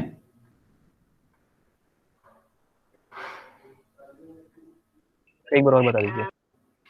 मैं कह रहा हूँ अगर हम दो अलग अलग इंस्ट्रूमेंट लें, मान लो एक वायर है, ये भी वाइब्रेट कर रही है, इसकी फ्रीक्वेंसी f1 है, ये वाइब्रेट कर रही है अपने किसी हार्मोनिक में, ये भी किसी हार्मोनिक में वाइब्रेट कर रही है, इसकी फ्रीक्वेंसी f2 है सपोज। तो अगर आप दोनों वायर को सेम रखोगे, आसपास रखोगे, तो इन दोनों की जो वेव्स होंगी आपस में एक सुपर इम्पोज वगैरह करती हैं, तो उनमें जो फ्रीक्वेंसी डिफरेंस आता है f1 माइनस f2, उसे हम बोलते हैं बीट फ्रीक्वेंसी। बीट बनाएंगे एक तरीके, जो आप पढ़ोगे बीट फॉर्मेशन होता है, तो उसकी जो फ्रीक्वेंसी आती है उसे हम बोलते हैं बीट फ्रीक्वेंसी, और वो जो होती है वो f1 माइनस f2 के बराबर होती है। यानी अगर इसकी फ्रीक्वेंसी 250 है, इसकी 256 है, तो beat frequency will be 6। Okay sir. ठीक है, तो बीट फ्रीक्वेंसी विल बी 6। अच्छा, कई बार ऐसा क्वेश्चन बोल देता है कि मान लो frequency is f1 is 250, beat frequency is 6, तो सेकंड फ्रीक्वेंसी क्या हो सकती है? मॉडल खोल के निकाल सर देंगे। मैंने +1 is to 56. यानी 256 हो सकती है या फिर 244, ये भी हो सकती है, क्योंकि प्लस बीट फ्रीक्वेंसी 6 तभी आ सकती है ना। इसके साथ जब मैं करूंगा तो ये 6 दे देगा फ्रीक्वेंसी और ये भी 6 देगा, तो यहां से आप f2 निकाल सकते हो। ठीक है, तो ऐसा केस जब आपके आएंगे तो आप वो निकाल सकते हो। क्लियर हुआ ये? तो अब इनको पढ़ेंगे Yes, sir. बीट, हाँ बीट फ्रीक्वेंसी अभी डिटेल में पढ़ेंगे, तो वहाँ पे आपको बता दूंगा कैसे कैसे आता है। लेकिन अभी इतना ध्यान रखो कि क्वेश्चन में कई बार ऐसे पूछ रहा है, तो आपको पता होना चाहिए कि बीट फ्रीक्वेंसी से कैसे रिलेट करना है इस क्वेश्चन को। दूसरा ट्यूनिंग फॉर्क होता है आपका, जो ट्यूनिंग फॉर्क होता है ना ये, तो इसके जो वाइब्रेशन होते हैं,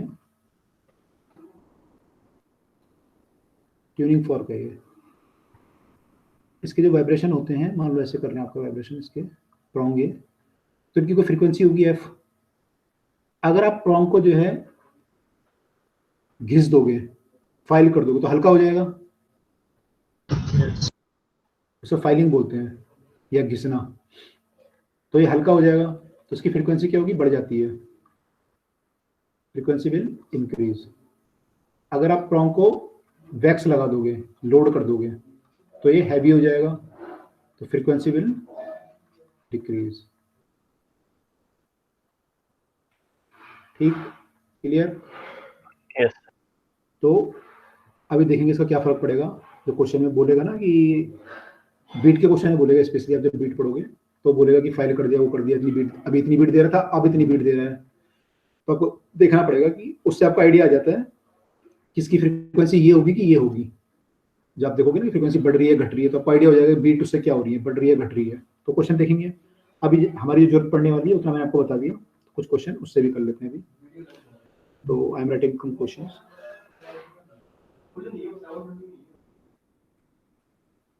क्वेश्चन बोल रहा है, a tuning fork vibrate, tuning fork vibrate with sonometer wire.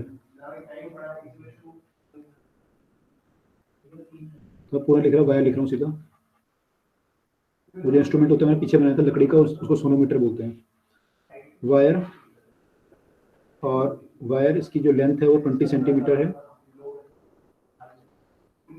It produces 5 beat, produces 5 beats. अगर कह रहा है the beat frequency does not change, does not change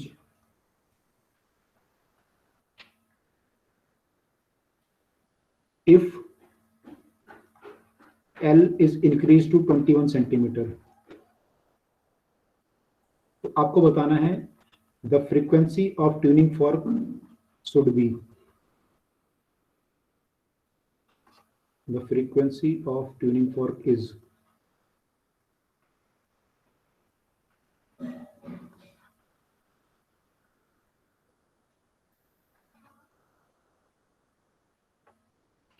कितने हर्ट्ज होगी?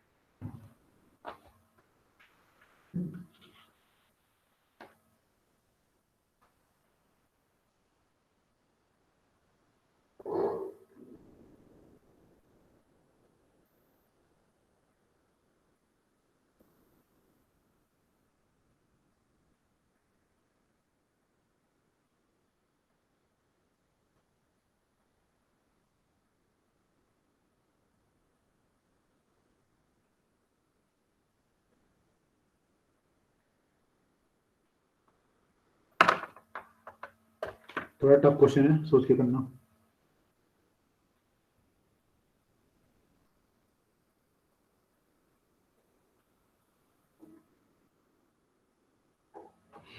करो आप 2 मिनट।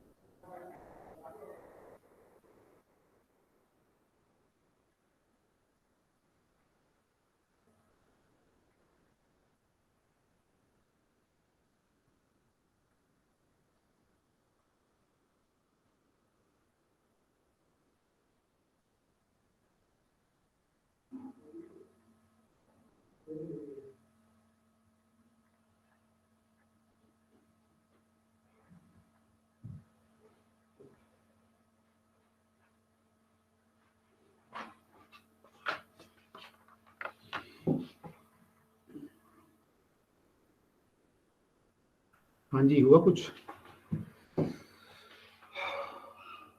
सर हमने जो लेंथ चेंज करी है, मतलब हमने वायर वायर को स्ट्रेच किया है या फिर दूसरी वायर ली है? लेंथ चेंज की है, सेम वायर, बड़ी लेंथ ले ली उसकी काट के। Sir 205 hertz. Good, excellent.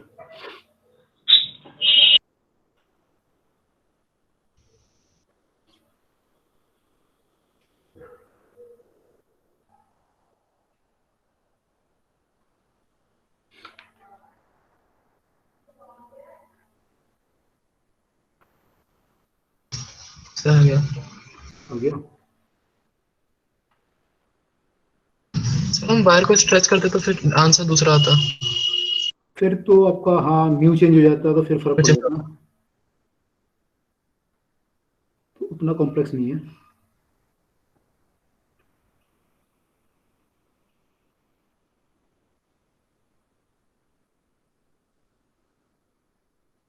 चलो बताओ कैसे करा। सर इसके अंदर पहले हमने अज्यूम कर लिया कि ट्यूनिंग फॉर्क की फ्रीक्वेंसी एफ होगी। ठीक है। तो फिर हमने पढ़ा था वो F minus F one equals to, मतलब जो उसका मॉड होगा वो बीट के इक्वल होगा। मतलब जो फ्रीक्वेंसी हो सकती है ठीक है, इसकी फ्रीक्वेंसी वो हो एफ सकती है। प्लस। यस सर, ये होगी। इसको ठीक अलग है। अलग में पुट करके देख लेंगे और डिवाइड। तो एक केस में फ्रीक्वेंसी एफ माइनस फाइव होगी, एक केस में एफ प्लस फाइव हुई होगी, तभी 5 बीट आ सकती है 24 का साथ। तो फ्रीक्वेंसी वायर की जो होगी वो एफ माइनस फाइव और एफ प्लस फाइव होगी। अब फ्रीक्वेंसी का फॉर्मूला क्या होता है आपका? एन वी बाई 12 होता है। आपको मानना पड़ेगा कि एन यहाँ पे सेम है, दोनों केस में सेम मोड में वाइब्रेट कर रहा है वो। तो आपका फ्रीक्वेंसी जो होगी एक केस में एफ माइनस फाइव होगी equal to N V by, मान लो 2L1। इसमें ये चेंज नहीं होगा, ये चेंज नहीं होगा, ये चेंज नहीं होगा। और इसमें एफ प्लस फाइव जब होगा तो भी एन वी बाय 2L2 हो जाएगा। तो एक जगह आपको L1 पुट करना है, एक जगह L2 पुट करना है। इससे कंपेयर करोगे तो आपका आ जाएगा कि फ्रीक्वेंसी ट्यूनिंग फॉर्क की एक्चुअली कितनी थी।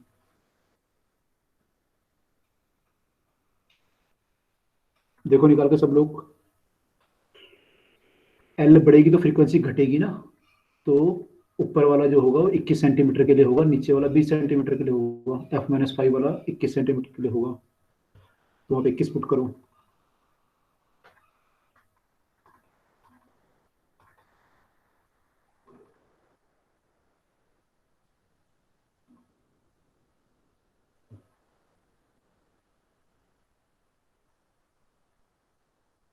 हाँ, जब मेडिकल वालों को पढ़ा था विस्कोसिटी वगैरह, तो इतना अंदर घुस गए वो कि सर पाइप में क्या होगा, इसमें क्या, उसमें। मैंने कहा इंजीनियरिंग, मैंने कहा इंटरेस्टिंग है ना। कह हाँ। मैंने कहा इंजीनियरिंग क्यों लेते हैं मेडिकल क्यों पढ़ रहे हो फिर?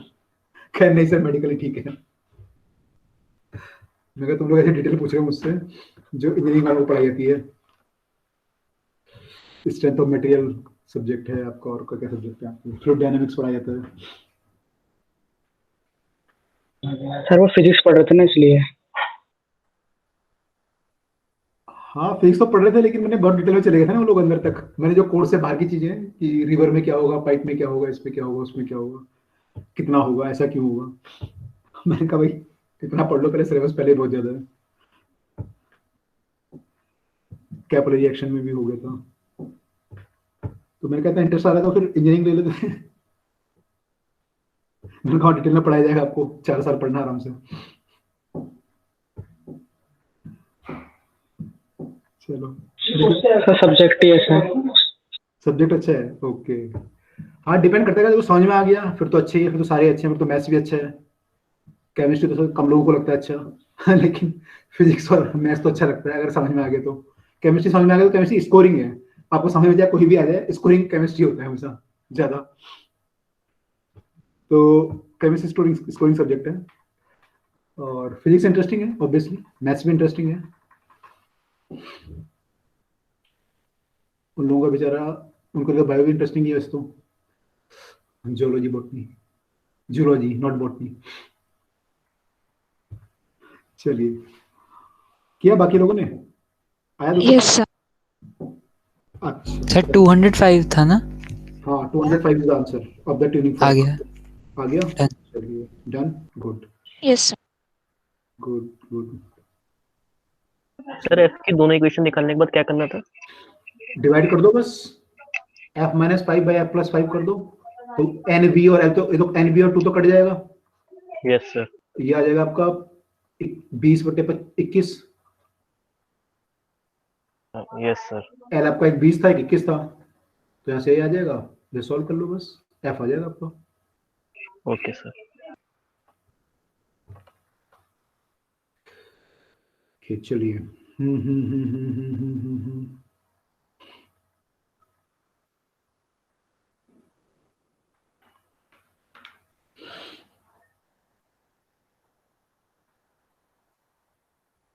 इसमें जो भी क्वेश्चन होता है ना, कई बार ऐसे भी कर देता हो कि जैसे आप ये स्ट्रिंग है यहाँ पे और ये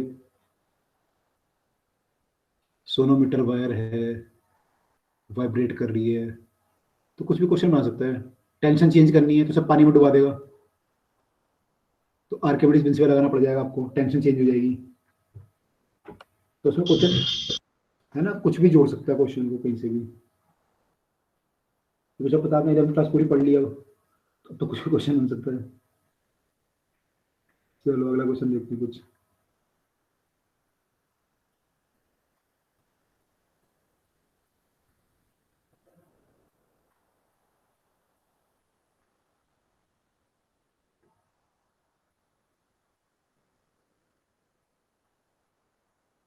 ये कह रहा है कि एक सोनोमीटर वायर है, sonometer wire resonate wire resonate with a tuning fork. Resonate मतलब कि दोनों की फ्रीक्वेंसी सेम है, तो रिजोनेंस में बोलते हैं उनको, ट्यूनिंग फॉर्क, सॉरी फोर्स नहीं, फॉर्क। और ये एक स्टैंडिंग वेव बनाती है,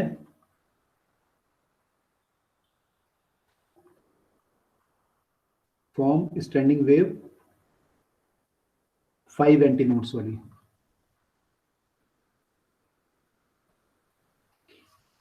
बिटवीन टू ब्रिजेस, ठीक है, ब्रिज, इसको ब्रिज बोलते हैं, जो आपके होते हैं ना, ये इनको ब्रिज बोलते हैं, वुडन ब्रिज होते हैं, वुड के होते हैं। तो 5 बिटवीन टू ब्रिजेस, ये कह रहे हैं when mass 9 kg is suspended. यहाँ पे फर्स्ट स्टेटमेंट खत्म हो गई, तो ऐसा ये 5 नोड बनाता है। अब ये बोल रहा है, अब जो आपने 9 kg वाले को है, is replaced by m kg mass, replaced by m kg मास। तो अब ये सेम ट्यूनिंग फॉर्क के साथ रिजोनेंस करता है और 3 एंटीनोड बनाता है, तो m की वैल्यू क्या होगी?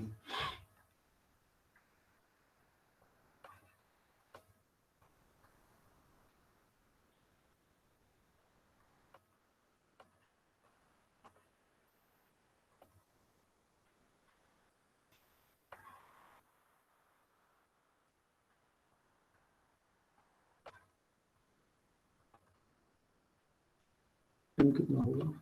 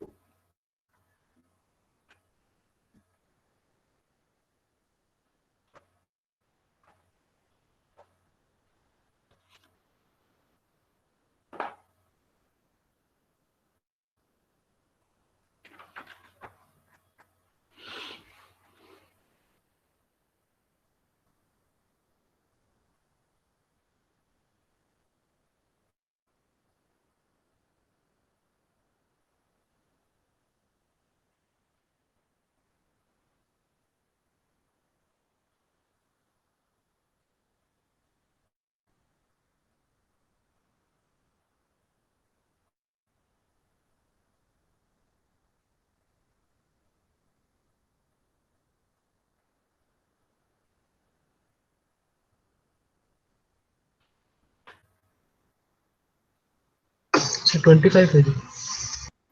Yes, 25 kg is the answer. Done sir. Okay.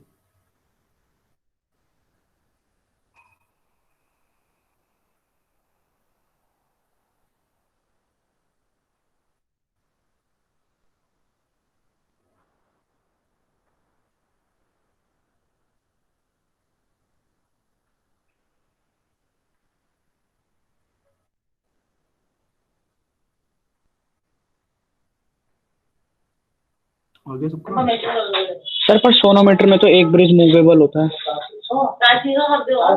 एक ब्रिज मूवेबल, हाँ होता है, दोनों ही होते हैं मूवेबल मेरे ख्याल से, एक कहाँ,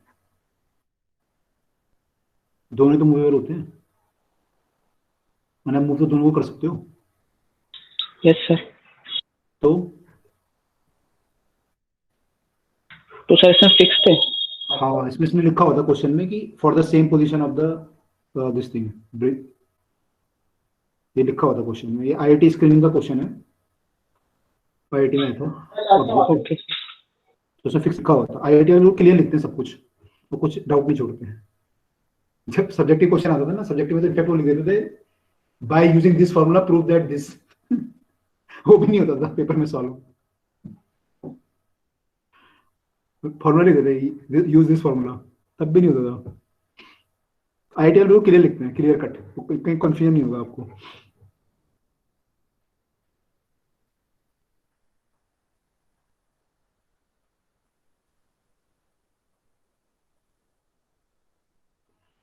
कर लिया?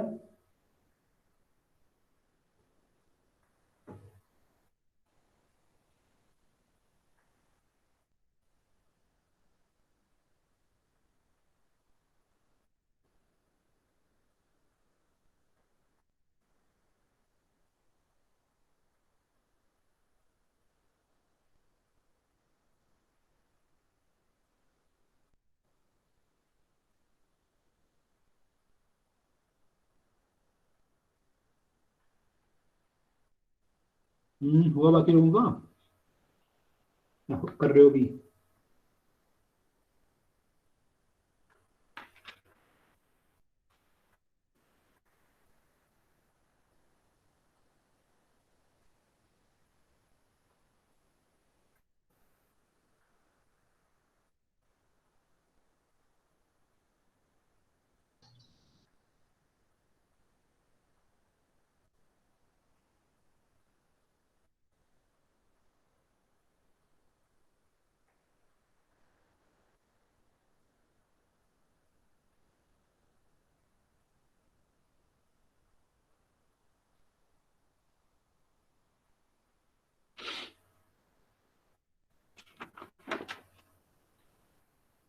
Wire resonant tuning fork form standing wave 5 antinode mass 9 kg suspended. तो पहले केस में टेंशन आपकी 9g हो जाएगी और 5 एंटीनोड बन रहे हैं, 1 2 3 4 5 बन गए। अब क्या करूं, फिर क्या करा, 9 kg को रिप्लेस कर दिया mkg से, तो mg हो गया। सेम ट्यूनिंग फॉर्क है, तो दोनों केस में क्या होगा, फ्रीक्वेंसी सेम होगी, ट्यूनिंग फॉर्क सेम है आपका, तो इससे यहाँ और यहाँ फ्रीक्वेंसी सेम होगी। अब क्या हो रहा है, 3 एंटीनोड, 3 बन गए लोग, ठीक है, धागा वही है, सब कुछ वही है, तो लेंथ सेम है, तो फ्रीक्वेंसी सेम है, फ्रीक्वेंसी सेम है, टेंशन चेंज हुई है। तो आपका फॉर्मूला क्या होता है, क्या होता है, आपकी होती है फ्रीक्वेंसी, होती है मेरी, यहाँ पे 5 वाला केस है तो इसमें फ्रीक्वेंसी आनी चाहिए थी 5v/2l, है ना। यहाँ पे फ्रीक्वेंसी आनी चाहिए थी, f तो सेम ही है वैसे, यहाँ पे आनी चाहिए थी 3v डैश, v चेंज हो जाएगा क्योंकि आपने टेंशन चेंज कर दी, l सेम है, दोनों के से फ्रीक्वेंसी सेम है, l सेम है, केवल ये चेंज हो रहा है। तो अगर दोनों को कंपेयर करूं तो मेरा जो 5 है वो 3v डैश के बराबर आ रहा है। बस v क्या होता है, t बाय म्यू होता है, this implies that 5t by t आपका हो जाएगा 9g, यहाँ पे सीधा मैं 9g कर देता हूँ, 9g बाय म्यू तो सेम रहेगा, म्यू भी कट ही जाएगा बाद में, ये आ जाएगा t mg by mu, mu cut जाएगा, g कट जाएगा, ऐसे कर लो compare, 5 into 3 equal to 3√m, इसको काट लो, m आपका 25 kg, ठीक है। कोई डाउट किसी को? नो कर लोगे तो क्या हुआ था इसमें, क्या कांट गए थे सब लोग? सर, मैंने उस पे के नोड 5 ही है तो मैं दोनों को कंपेयर करूं तो दोनों तरफ कट जा रहा था, m नहीं आ रहा अच्छा, था। हाँ, तो इसमें ये गड़बड़ी करोगे ना, तो इसमें नोड चेंज हुए हैं ना, 5 से 3 हुए हैं। ये सर फिर मैं सोचा मैंने कुछ गलती कॉन्सेप्ट लगा रहा हूँ। नहीं नहीं नहीं, और फ्रीक्वेंसी सेम होगी। ये कंसेप्ट भी आपको देखा था कि ट्यूनिंग फॉर्क से रिजोनेंट अगर वो कर रहा है तो frequency in both the cases will be same, तो वो भी आपको पता होना चाहिए था। ठीक है, आगे चलें। एक क्वेश्चन और कर लें। Yes sir. यस अच्छा, देखो जैसे क्वेश्चन आएंगे कि भाई टी को कितना चेंज करूं ताकि फ्रीक्वेंसी इतनी चेंज होनी हो, तो आप कर लोगे परसेंटेज वाले जो क्वेश्चन होते हैं एरर वाले फॉर्मूले से। तो ये तो मैं नहीं करा रहा, है ना। क्या होता है आपका v/2l होता है ना, तो इसमें इसको 3% चेंज कर दिया, ये कितने परसेंट चेंज होगा वो तो कर लोगे, है ना। इसमें कोई करने की जरूरत तो नहीं है, एरर वाले फॉर्मूले तो पता ही ना। सर। डायरेक्ट क्वेश्चन है, तो म्यू को इतना परसेंट चेंज कर दिया, एफ कितना परसेंट चेंज होगा। म्यू को 10 करोगे तो कितना होगा, 5 हो जाएगा, है ना। ऐसे क्वेश्चन तो आप कर ही लोगे डायरेक्ट। तो ऐसे क्वेश्चन में नहीं करा रहा, या फिर किसी ने कंपेयर किया हुआ है कि एक केस की जो है वायर का डायमीटर इतना है, लेंथ इतना है, उसमें फ्रीक्वेंसी इतनी है, दूसरे केस में इतना है, तो डिवाइड करके वो सब कर लोगे। ठीक है, तो बच्चे वाले क्वेश्चन नहीं करा रहा मैं, थोड़ा सा एक आध क्वेश्चन और ठीक साफ कर लेते हैं। आप वो क्वेश्चन ना आप लोग जो अगर करना चाहो तो बोर्ड के आपके जो ये स्कूल की वो होंगी रिफ्रेशर वगैरह, उसमें मिल जाएंगे आपको काफी क्वेश्चन, तो कर लेना वहाँ पे, तो कर ही लोगे वो आराम से। तो देखो यहाँ पे क्वेश्चन है क्या बोल रहा है, ये कह रहा है कि string is fixed between 2 point. String fixed between 2 points separated by 75 centimetre. तो सीधा लेंथ दे दी उसने ना, सेपरेटेड बाय 75 सेंटीमीटर। ठीक, अब ये कहता है it resonate at 420 hertz and 315 hertz, दोनों पे रिजोनेट करता है ये। मतलब एक बार 420 पे करता है और एक बार 315 पे करता है। इसके बीच में किसी पे रिजोनेट नहीं करता, इस फ्रीक्वेंसी के बीच में किसी और फ्रीक्वेंसी पे ये रिजोनेट नहीं करता। There is no other resonate frequency in between।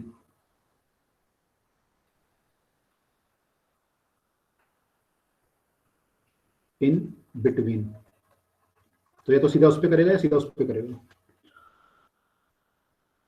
तो आपको बताना है lowest frequency for the vibration is, lowest frequency of the string पूछ रहा है क्या होगी, lowest resonate frequency, the lowest resonate frequency of string। 105 hertz. 105 hertz option तो है, देखो बाकी लोग भी।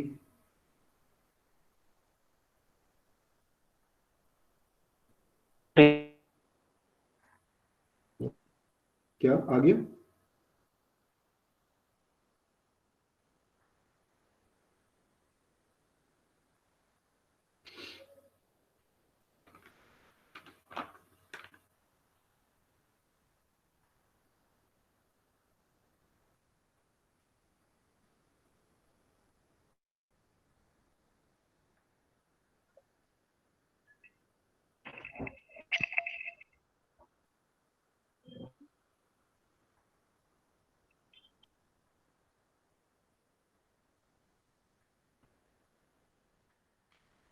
सर आ गया। 105। Yes sir. अच्छा, ये कह रहा है कि 420 और 315 पे करता है, तो फ्रीक्वेंसी हमारी होती है NV/2L। तो इसमें से जो ये फ्रीक्वेंसी कंसेक्यूटिव फ्रीक्वेंसी होंगी, आपकी फ्रीक्वेंसी ऐसे वेरी करती है। तो एक फ्रीक्वेंसी को अगर हम n मान रहे हैं तो एक को n-1 मान लेते हैं, या n+1 मान लो, डिपेंडिंग ऑन जो भी आप कर रहे हो। तो एक फ्रीक्वेंसी हमारी ये होगी तो दूसरी n-1 होगी। तो ये वाली मान लो ज्यादा वाली है तो इसको 420 मान लो, और एक कम वाले को 315 मान लो। तो ये 315 वाली n के प्रोपोर्शन होगी और 420 वाली n के प्रोपोर्शन होगी, और 315 वाली n-1 की, तो दोनों को डिवाइड कर दो, v/l तो कांस्टेंट ही रहेगा, वो तो कट ही जाएगा, तो इसको सॉल्व कर लेंगे तो n आपका आ जाएगा। अगर n आ गया आपका, आपको क्या निकालना है? फंडामेंटल। फंडामेंटल क्या होती है हमारी? v/2l होती है फंडामेंटल, तो v/2l निकल जाएगा वहां से।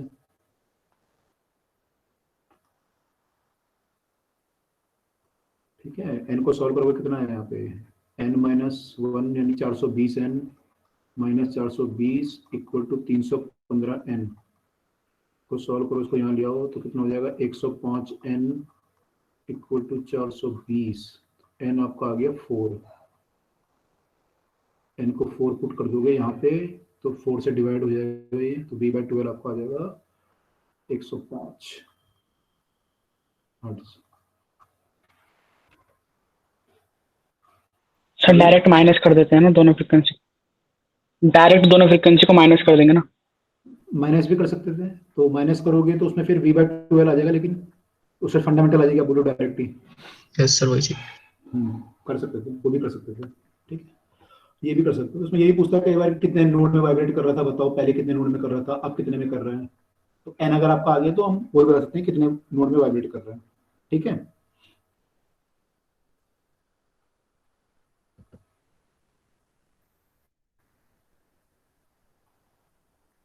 अच्छा एक क्वेश्चन यार, एक ये बता दो क्या होगा। एक इक्वेशन दे रखी है उन्होंने वेव की, y equal to cos 2πt sin 2kx, ये इक्वेशन है स्टैंडिंग वेव। kx नहीं है, 2πx है, πx 2πx, ये स्टैंडिंग वेव है। इसके दो एंड फिक्स हैं, आपको बताना है minimum length of the string, minimum length of the string कितनी होगी।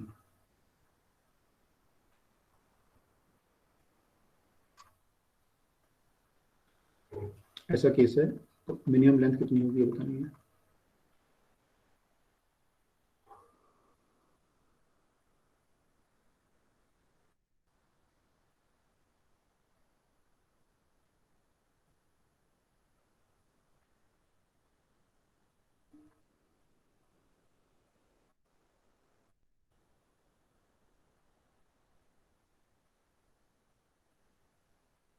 Sir half metre. Half metre, एक मिनट में देख लूंगा ऑप्शन। हाँ हाफ मीटर है ऑप्शन में, आंसर पता नहीं, आंसर देखता हूँ।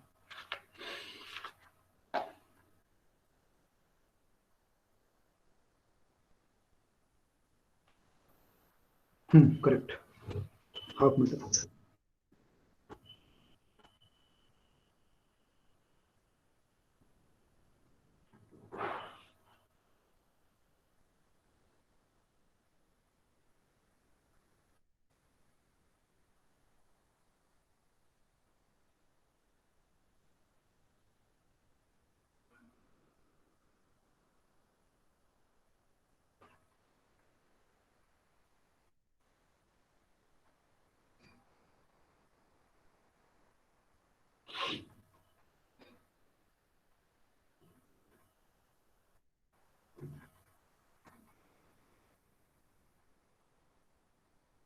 निकाला बाकी लोगों ने? Yes sir. तो कंपेयर कर लोगे यहाँ पे भी, तो उससे आ जाएगा आपका v वगैरह आ जाएगा, तो उससे कंपेयर कर लोगे, लैम्डा वगैरह आ जाएगा, कर लोगे। यस 2kx 2ωt बनता है ना ये, सॉरी kx ωt बनता है, यस सर। तो उससे कंपेयर कर लेंगे। साइन जो आपने बनाया था फॉर्मूला की थोड़ी देर पहले, आ जाएगा।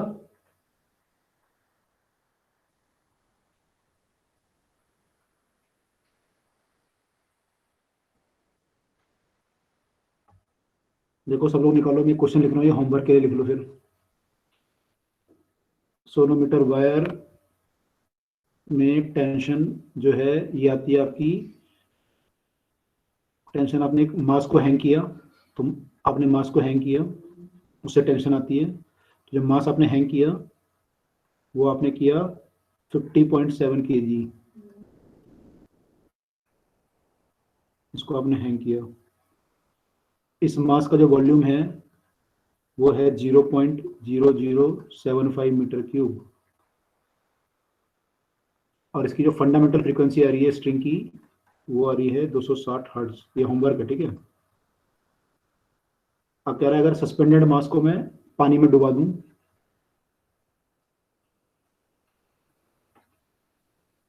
तो मेरी नई फंडामेंटल फ्रीक्वेंसी कितनी होगी, ठीक है। इसका आपको आंसर दे देता हूँ, आप लोग जो है निकाल लेना। आर्किमिडीज प्रिंसिपल तो ढंग से पढ़ा हुआ है। Yes sir. चलो फिर इसका निकाल लेना। ए है इसका, ए मतलब 240 hertz. This is the answer, ठीक है। ऊपर वाला हो गया सबका? सर एक बार बता दीजिए। देखो अभी हमने जो ये निकाली थी ना, वेव की क्वेश्चन जो निकाली थी, यहाँ पे कंपेयर कर लो कैसे किया है, बताओ जिन्होंने किया है। Yes sir. जिन्होंने किया है कैसे किया तो बताओ।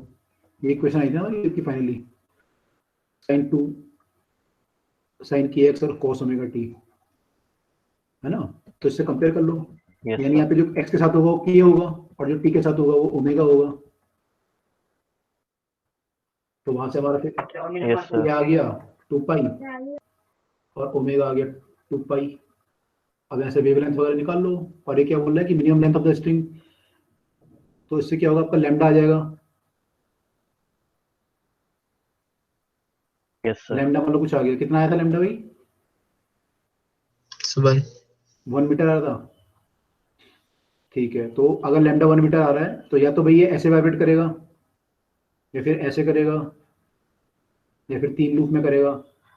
अब आपका लैम्डा तो फिक्स है, तो यहाँ लेंथ ऑफ द स्ट्रिंग क्या होगी यहाँ पे? अगर ये ऐसे वाइब्रेट किया तो लैम्डा बाय 2 होगी, 0.5 मीटर होगी लेंथ ऑफ द स्ट्रिंग। अगर ऐसे वाइब्रेट किया तो 1 मीटर चाहिए आपको स्ट्रिंग। फिर अगर ऐसे वाइब्रेट किया तो फिर आपको 1.5 मीटर का स्ट्रिंग चाहिए, क्योंकि लैम्डा फिक्स है आपका। तो हमारा मिनिमम लेंथ पूछ रहा है वो, तो मिनिमम लेंथ तो इस केस में हो सकती है, तो हम इसको ले लेंगे। क्लियर?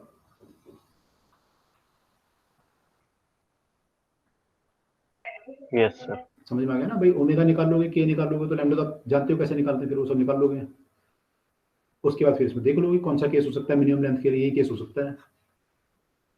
बस कैसे आ जाएगा लैम्डा। वहां से आ जाएगा, ठीक है। चलो तो ठीक है, यहाँ पे स्टॉप करते हैं क्लास को मेरे ख्याल से। फिर अगली क्लास में मिलते हैं, इसको आगे कंटिन्यू करते हैं। कुछ क्वेश्चन और स्ट्रिंग के वो करेंगे, फिर इसको देखेंगे। सेम हमारे जो ये बन रहे हैं अभी जो आपने देखा है यहाँ पे, एंटी नोड नोड साउंड के केस में कैसे बनते हैं और वहाँ पे क्या क्या केस हो सकते हैं, वहाँ कैसे निकालते हैं। तो ठीक है, अगली क्लास में कंटिन्यू करते हैं साउंड के साथ और स्ट्रिंग के कुछ क्वेश्चन, ठीक है। ये आप होमवर्क से कर लेना, ठीक है। Okay sir.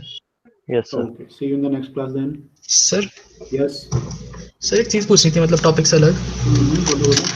जैसे कई का प्रीवियस ईयर क्वेश्चन करता हूँ मैं, तो उसमें मेंस के तो हो जाते हैं और उसमें ज़्यादा प्रॉब्लम नहीं आती, लेकिन जो एडवांस के होते हैं बट उसमें बहुत टाइम लग जाता है। अच्छा, तो सर इसे कैसे ठीक करना है? ये तो बहुत टाइम लग जाता है उसमें करने में। एडवांस की कुछ प्रैक्टिस करेंगे हम लोग भी, तो देखेंगे उसमें कैसे कैसे करते हैं। और अभी तो एडवांस में टाइम तो लगता ही है, इसलिए एडवांस में क्वेश्चन कम देते हैं वो लोग, वो तो वैसे भी होता है।